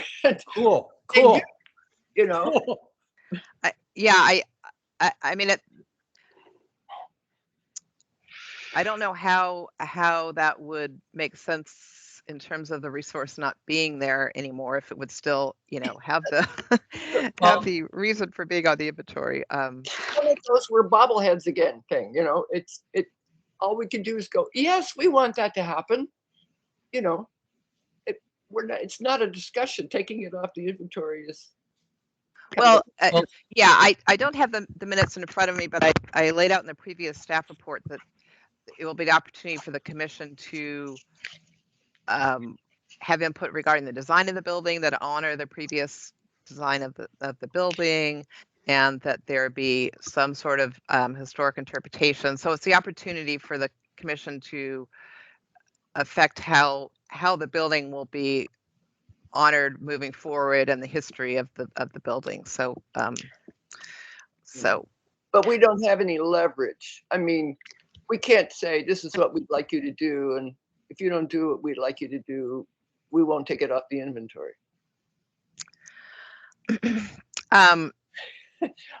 Yeah. I'm not really being serious. Yeah, I'm sorry, I don't have, I guess my purpose today was just to give you an update on the status. I don't have, I wasn't expecting to go back into this whole discussion, but no, you do have leverage because you do ultimately make the decision about removing it. So that's why there'd be an opportunity to influence how the building is memorialized and the building design moving forward. So that would be an opportunity to have that, make those, decisions and provide guidance to them regarding interpretation at that meeting where they, apply to remove it.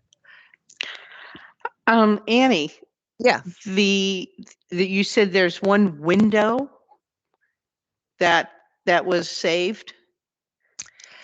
Yeah, there is some window glass. So Yes, glass. So glass by itself. mhm.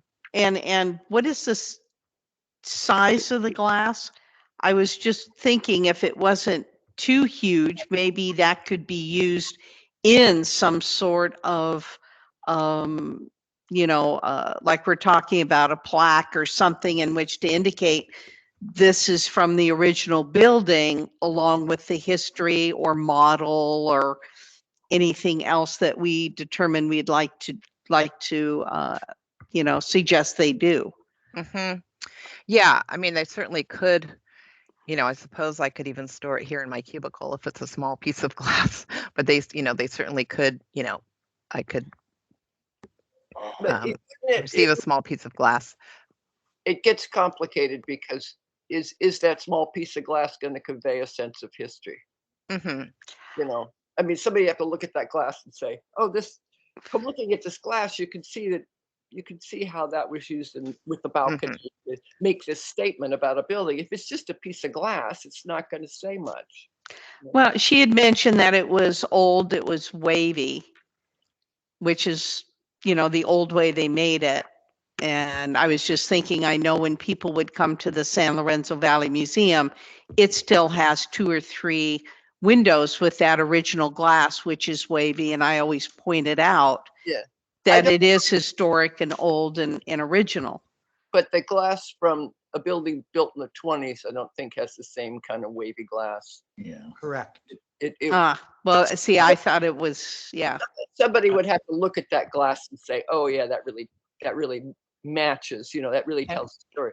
Yeah, no, if the way it was made and the content looking at it doesn't differentiate it as something different from what you can go out and just get, then that, you accomplish more with a photograph, probably.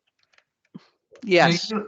Does the commission, when something like this happens, my opinion is this is water under the bridge at this point. No one wants to be encumbered with, non-code items to try and incorporate or whatever. But I mean, do you in the past end up with a plaque on the side of the new construction identifying that, at one point stood here this building sort of thing to just memorialize that location for history? Well, we just did one. Okay. And there's one outside the New Leaf Market. There's a big interpretive panel. Okay. And Barry worked on one. It's one on 17th Avenue. What's the? Oh, I The can't. Robert Merriman House. There you go, the Robert Okay. Merriman. So, So we do, okay, Yeah, and this discussion, of how to memorialize the building will be coming back to the commission when they submit the application to remove it from the inventory as well. So, got it. Okay, If I may segue for 30 seconds, Neil, I would like to be able to update you on that Robert Merriman project because it's something that we've completed our work on, but the installation will be done next year. And I want you to know about it so you'll be fully up to date on that project when it does become a local popular conversation. I did read all of the minutes and the notes and everything about it. And am I understanding correctly that that location, there's going to be like some kind of an interpretive display right there? Yes, 3 panels that we've created and have been Right. approved by the commission. Okay, so I mean, I like that. I mean, we keep our roots and our history. We understand what was there at one time and the new gets built, I mean, I think that's great. I like that sort of thing. Yeah, it was another fun project too. Good. Be happy to look at it. Good. So Annie, you will continue to keep us updated on the Seabreeze? yes, and I'd like to know if the commission's decision is not to try and retain the glass or any materials so I can get back to the applicant, the owner. Is that a motion or is that just a suggestion or what? Have any of us seen this piece of glass? I think we got a picture of it at one. Annie, didn't you send us a picture of the glass? I don't recall if I know I sent pictures of the windows. I don't remember if I sent pictures of the glass or not. Yeah, so it's I'm just looking up the era of the wavy glass and yeah, it looks like probably wasn't, because of the age of the building, it probably wasn't that hand blown glass that had that wavy look. So I don't know how significant it would be in terms of, representing the significance of the building. We also don't know whether it's original to the building when it was built in 1928 or whether that glass was something that was replaced in the 30s or 40s or 50s. Mm-hmm.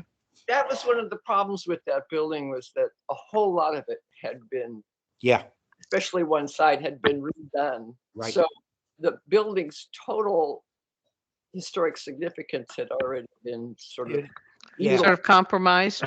very compromised. Yeah. So I don't- Then is it worth us spending much more time on it to try and find?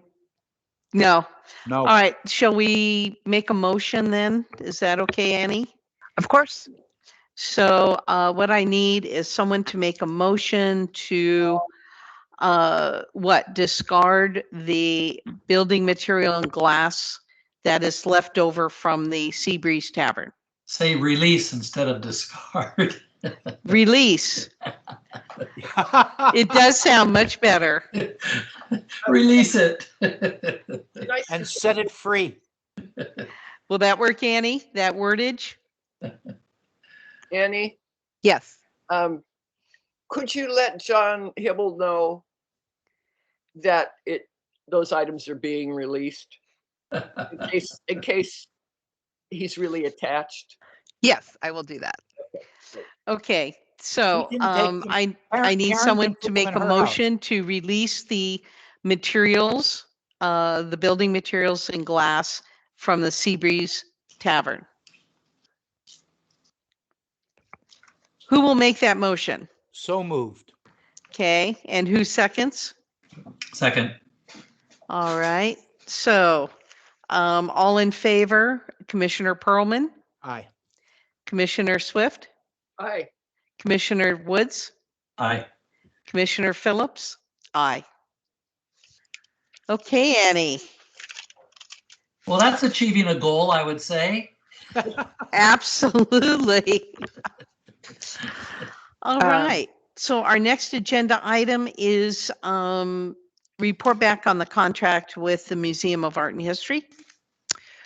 Right. So this relates to previous discussions from the commission regarding the more involvement with the Museum of Art and History, with the Historic Resources Commission, and having that formalized that that role and relationship. So the contract with the Museum of Art and History for fiscal year 2021-22 has been amended to read, to add, the contractor will attend at least one meeting of the Historic Resources Commission to provide an overview of the annual report, highlighting the achievement of commission-related goals and objectives for the current fiscal year. So that's been added. And then for the upcoming fiscal year 2022-2023, this didn't make it into this current fiscal year, but for the next fiscal year, it'll also add collaborate in terms of the duties of the Museum of Art and History, collaborate and share resources with other historic museums in the county. Thank you, Annie. And since Marla comes and makes her report in July, can you send us a copy of the updated contract? What do you think? The April meeting? Sure. Okay, thank you. That way, if we want to discuss, what we want to hear, we have time. Okay, do you want me to put that on the agenda for April then? Please. Okay. I also am wondering one other thing. I don't know. When they discussed the budget for the Historic Preservation Commission, is there any forethought that we would be able to ask for enough money to upgrade the inventory or update the inventory?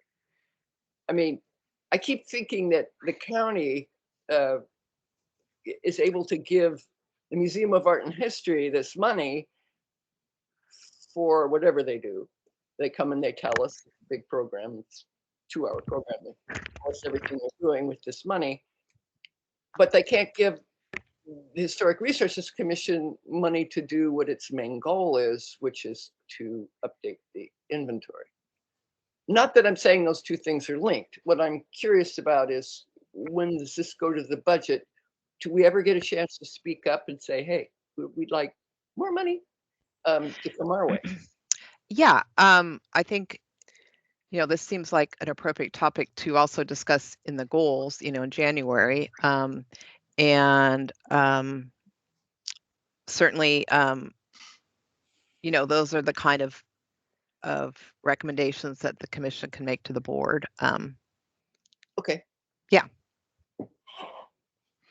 All right. So moving on to agenda 8F. And this is a report back about our context statement.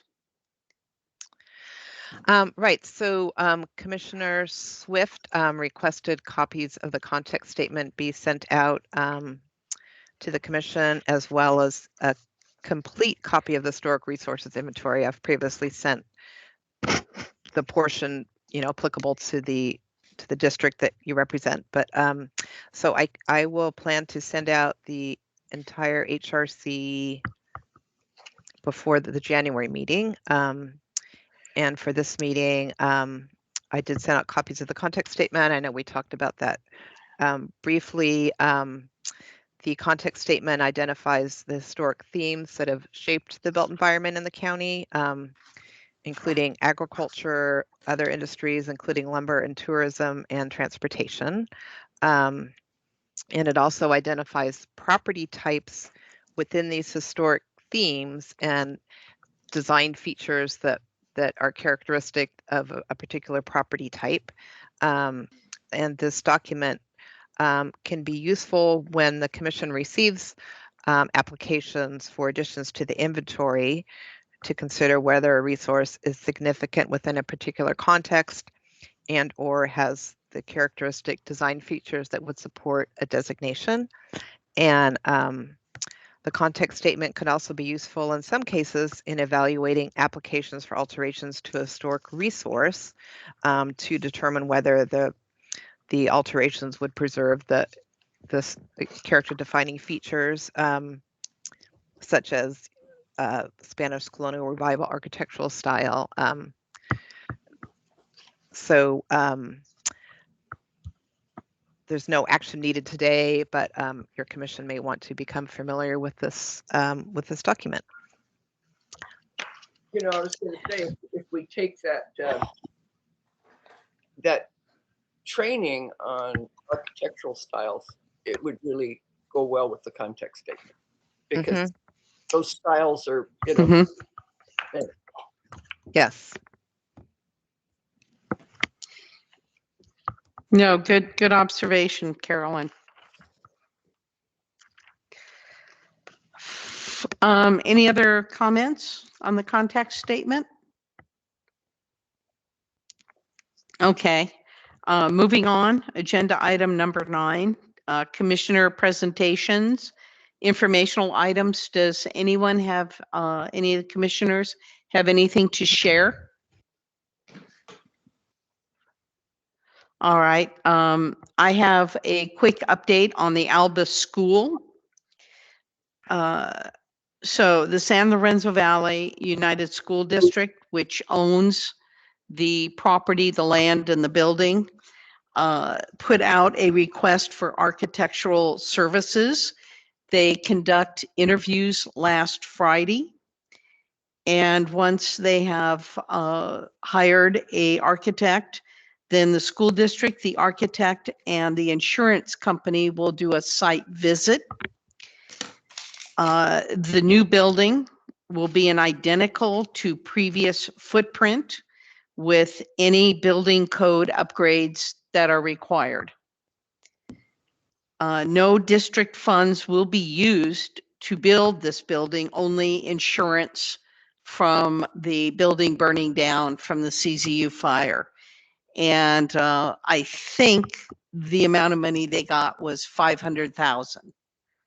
But I can clarify that, but I believe that was the number.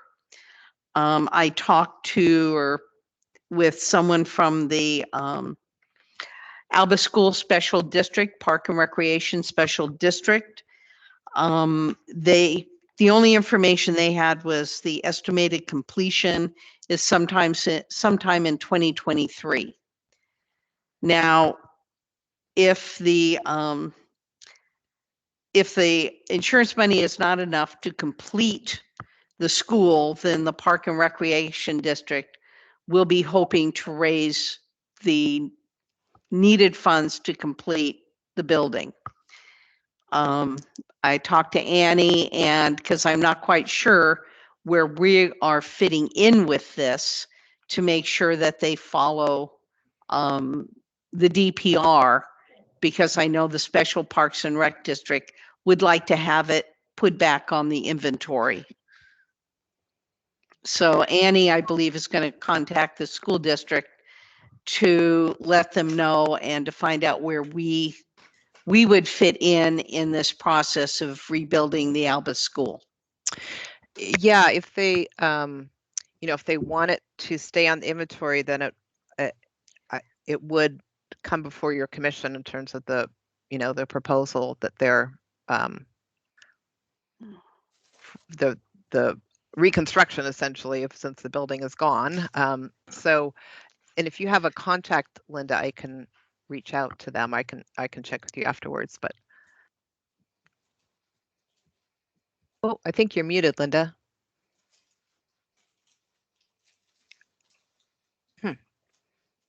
Oh, I think Alberta's going to help you out. Excuse me, not Alberta. Natisha's going to help you out.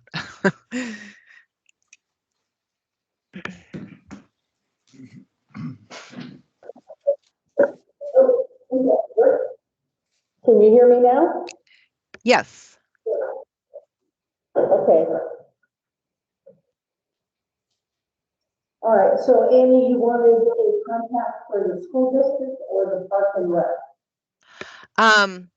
Whoever you've been speaking with there, and yeah, I may have to do some research myself, but who did you say you had spoken with, Linda? Oh, I can just barely hear you. You're indiscernible. Right. I think it may be, I think you may be speaking through the computer rather than your headset right now. So Atisha will be back. She's very low.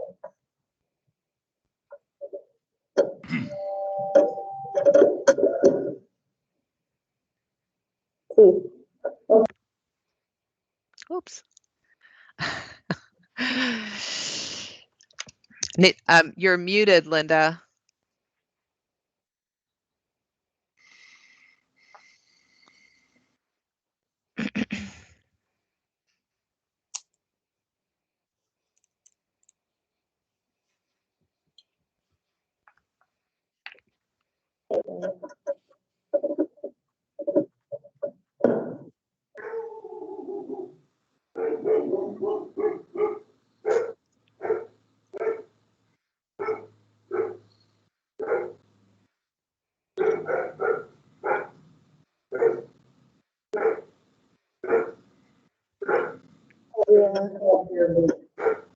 You go to the computer.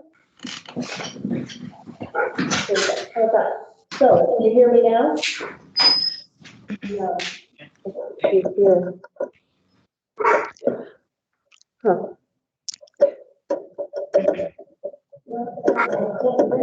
I know. How about now? Oh, now it's muted again. Strange.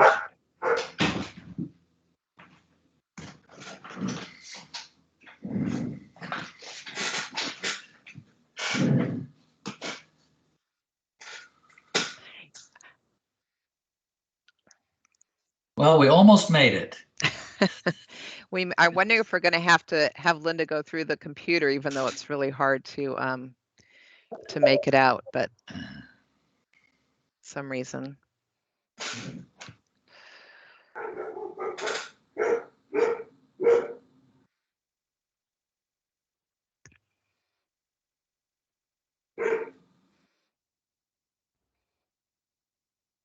Do you have a large dog, Neil?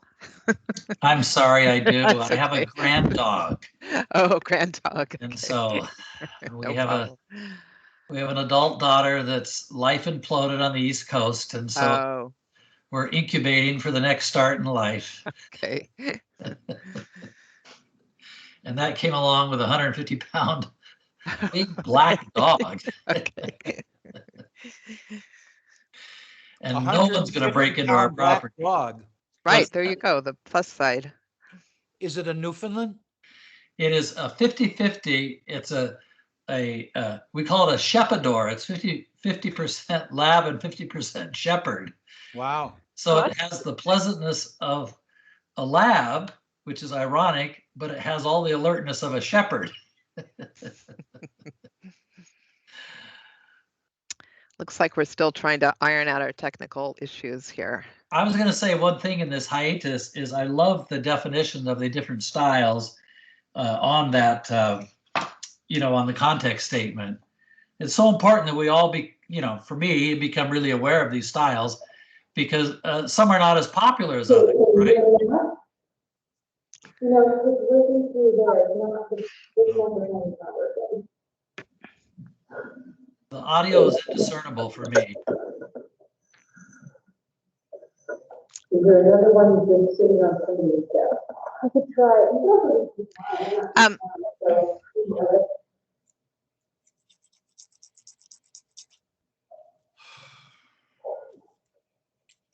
So Carolyn, Yes. I was going to say I came from Napa years ago, and when the redevelopment happened downtown, there was this beautiful little modern building with all glazed tile that they wanted to demo. And we rose up and saved the thing, and now it's a marquee spot. Was it saved? Yes, Oh, marvelous. it's a fantastic example of that style. Yeah. The Occasionally columns you on the corner, the glazing, just fantastic. I'm glad it had a happy ending. It did. Yeah. But well fought. I mean, we fought for it. Yeah. Yeah, sometimes you have to fight.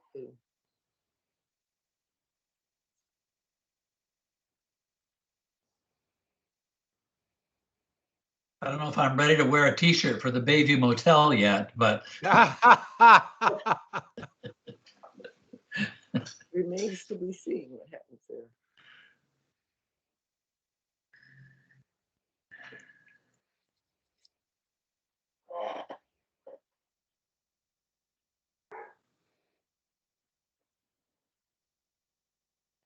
Where are we on the agenda? 8F. Oh,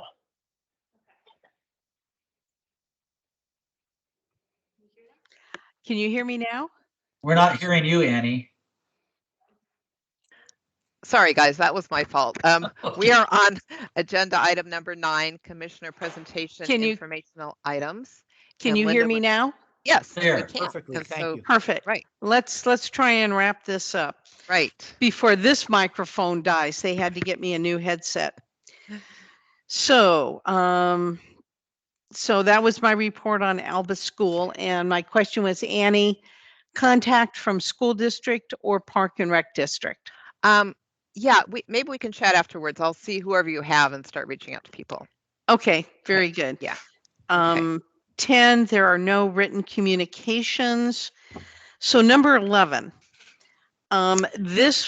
we put this in to have Annie recap what our agenda was going to be for the next meeting. Very good. And I wanted to expand that. And this seemed the best place due to our Brown Act law and being in compliance of it. So this is a topic to throw out some ideas of topics we might want to discuss. And actually, one of the topics I was going to throw out was to expand the number of our meetings. So you jumped the gun on me, and we've already got that on our January meeting. But another idea I wanted to throw out there to see what the board felt, whether it was worth to pursue, is at my arts commission, we have an annual offsite, and we have it at the beginning of December. And it follows all of the Brown Act, i.e. we have an agenda that goes out ahead of time. The liaison that we have, i.e. Annie, her name is Kathy. She takes the minutes and she records the meeting. And what we do is we discuss topics that we want to expand on and talk longer on than we have time for in our regular meetings.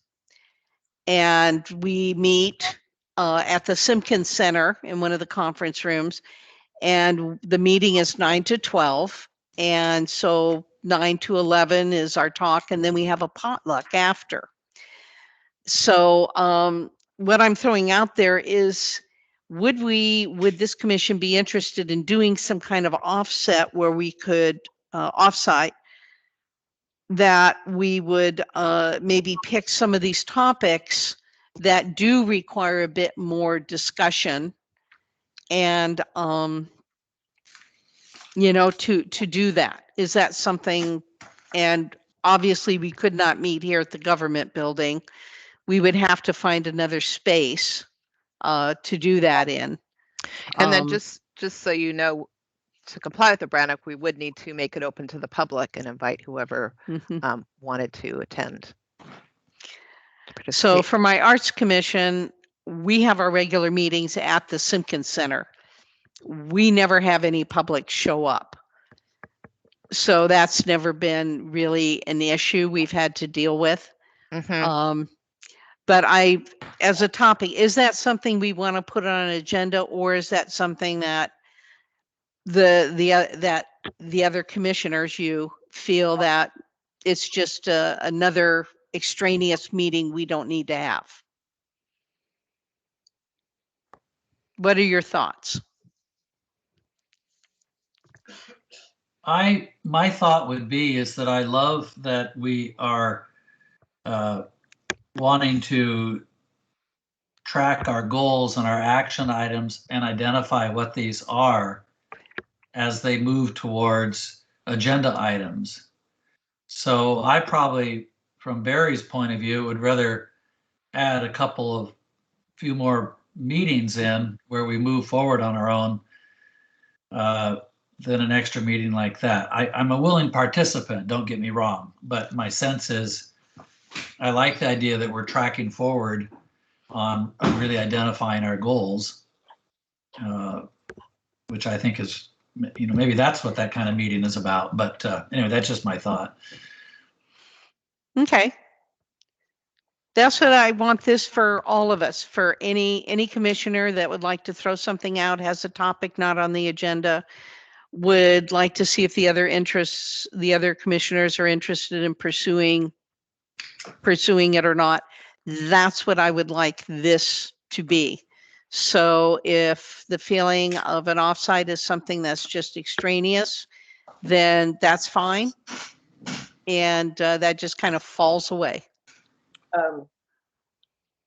Actually, for me, the times that I have found it really valuable to interact with fellow commissioners is when we go to trainings and stuff, because you're just, you're there learning stuff together, and it's a different, anytime that I'm in a different setting, I seem to get a lot out of it. That's all I'm saying. So I would be in favor of having a meeting like that. Yeah.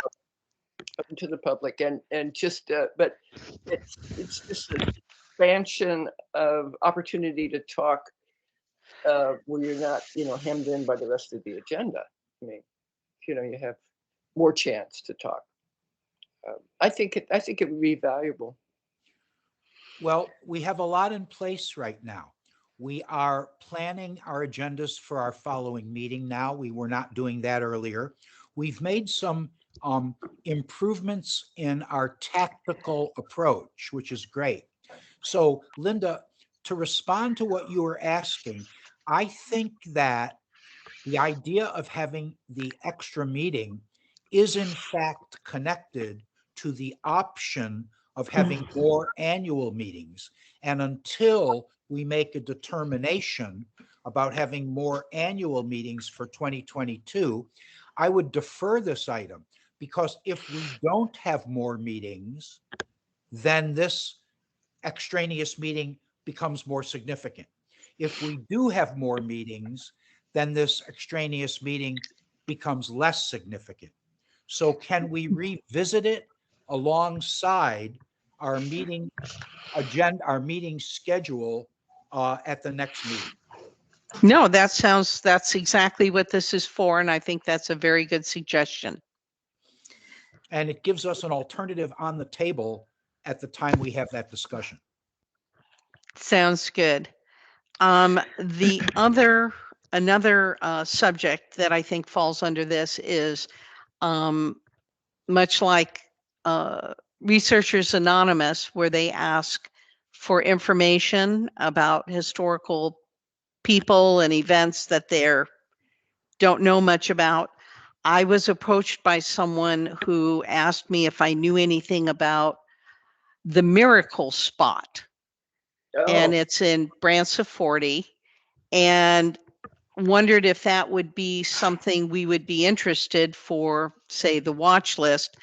I knew nothing about it. I did a little bit of Googling, but I would like to have a place where we could ask the other commissioners, what do you know about this property? And to share information. And if that's something that we can do, then it needs to be put as an agenda item. You said you called it Miracle Spot. Do you mean Mystery Spot? No, I do not. And it's a farmhouse, I believe. Historic farmhouse, historic as in very old. And they're using it for events right now, but the impression I get is it's been kept fairly accurate. Was it owned by somebody named Miracle? No. So I maybe, since it doesn't sound like you know too much about, this isn't ringing any bells to you, No, no. then,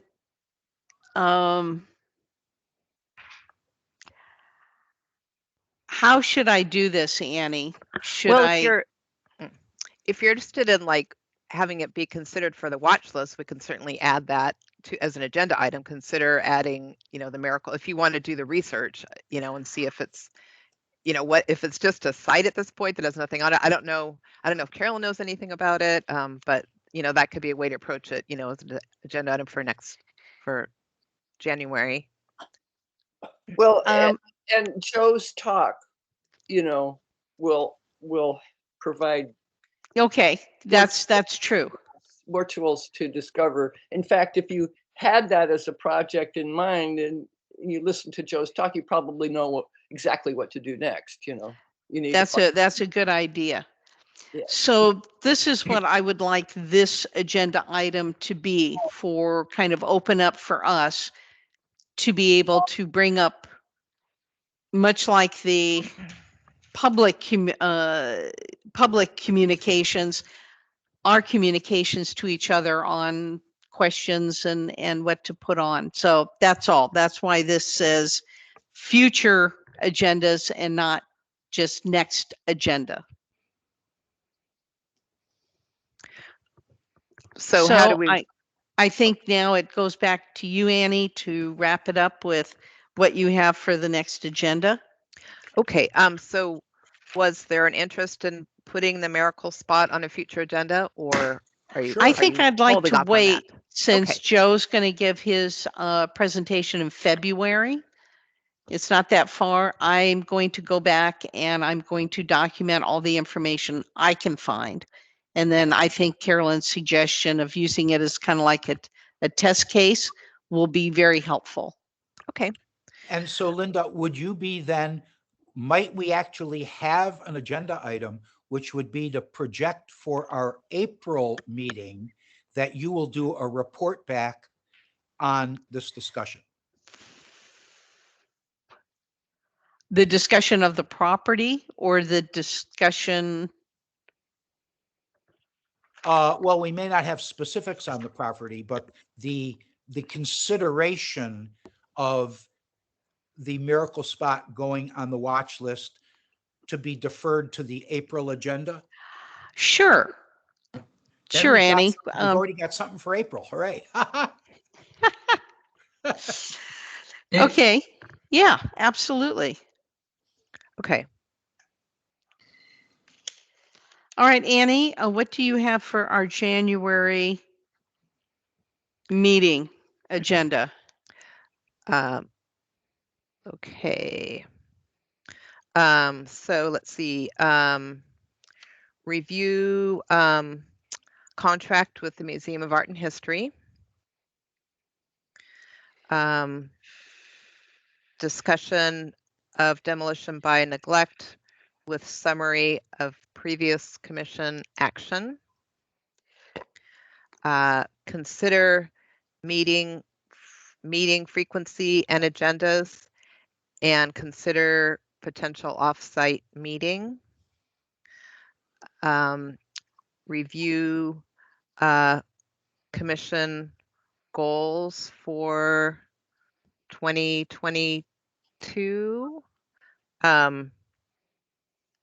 Did you want to add any more specifics to the meeting goal agenda item, Linda? No, I think, as we go through the goals and kind of firm that all up, then we definitely will have, we'll know where we're going with them when we get done with that. And I'm hoping we'll be able to get through all of them. My goal. Okay. And then for April, report back from Commissioner Phillips on the miracle spot. And I believe that's everything that I had noted here. Could we also get reports on the Redmond house? and the Bayview again, sometime in those 2 months. Yeah. Just- Okay. Mhm. I was Could we- thinking there was something else for the April I meeting. just thought of something for April that I would like to suggest. Why don't we put an agenda item on in April to review our February seminar with Joe Michalak?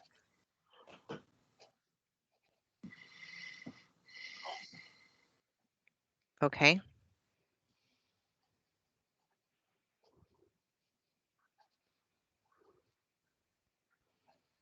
And maybe even tangent to that, maybe part of the same sub-subject would be then looking in April at our next future training that would come after that.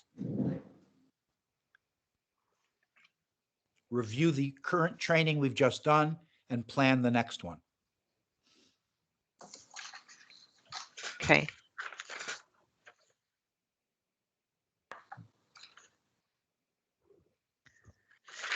Yeah, and there's other things that one thing that occurs at the April meeting. We don't have to identify everything on the April agenda, but that's when we elect the chair and vice chair as well. But that's a standard thing that happens every April. Oh, also on the January agenda, I would like to add discussion on our certificate of appreciation nominees, Okay. because when we do it at April, it really makes it a rush to get all the materials together to give to Susie to put together for the award ceremony. Okay.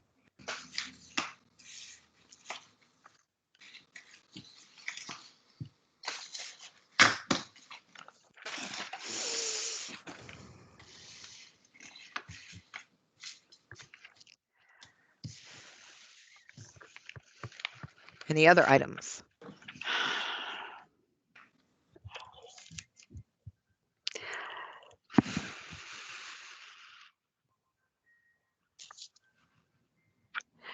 I can't think of anything else. All right, then adjournment. Oh my God. So do I have an emotion to adjourn the Historic Resources Commission at 1 p.m.? I'll move. Okay, second? Second. All right, this meeting is adjourned. Thank you. Thank all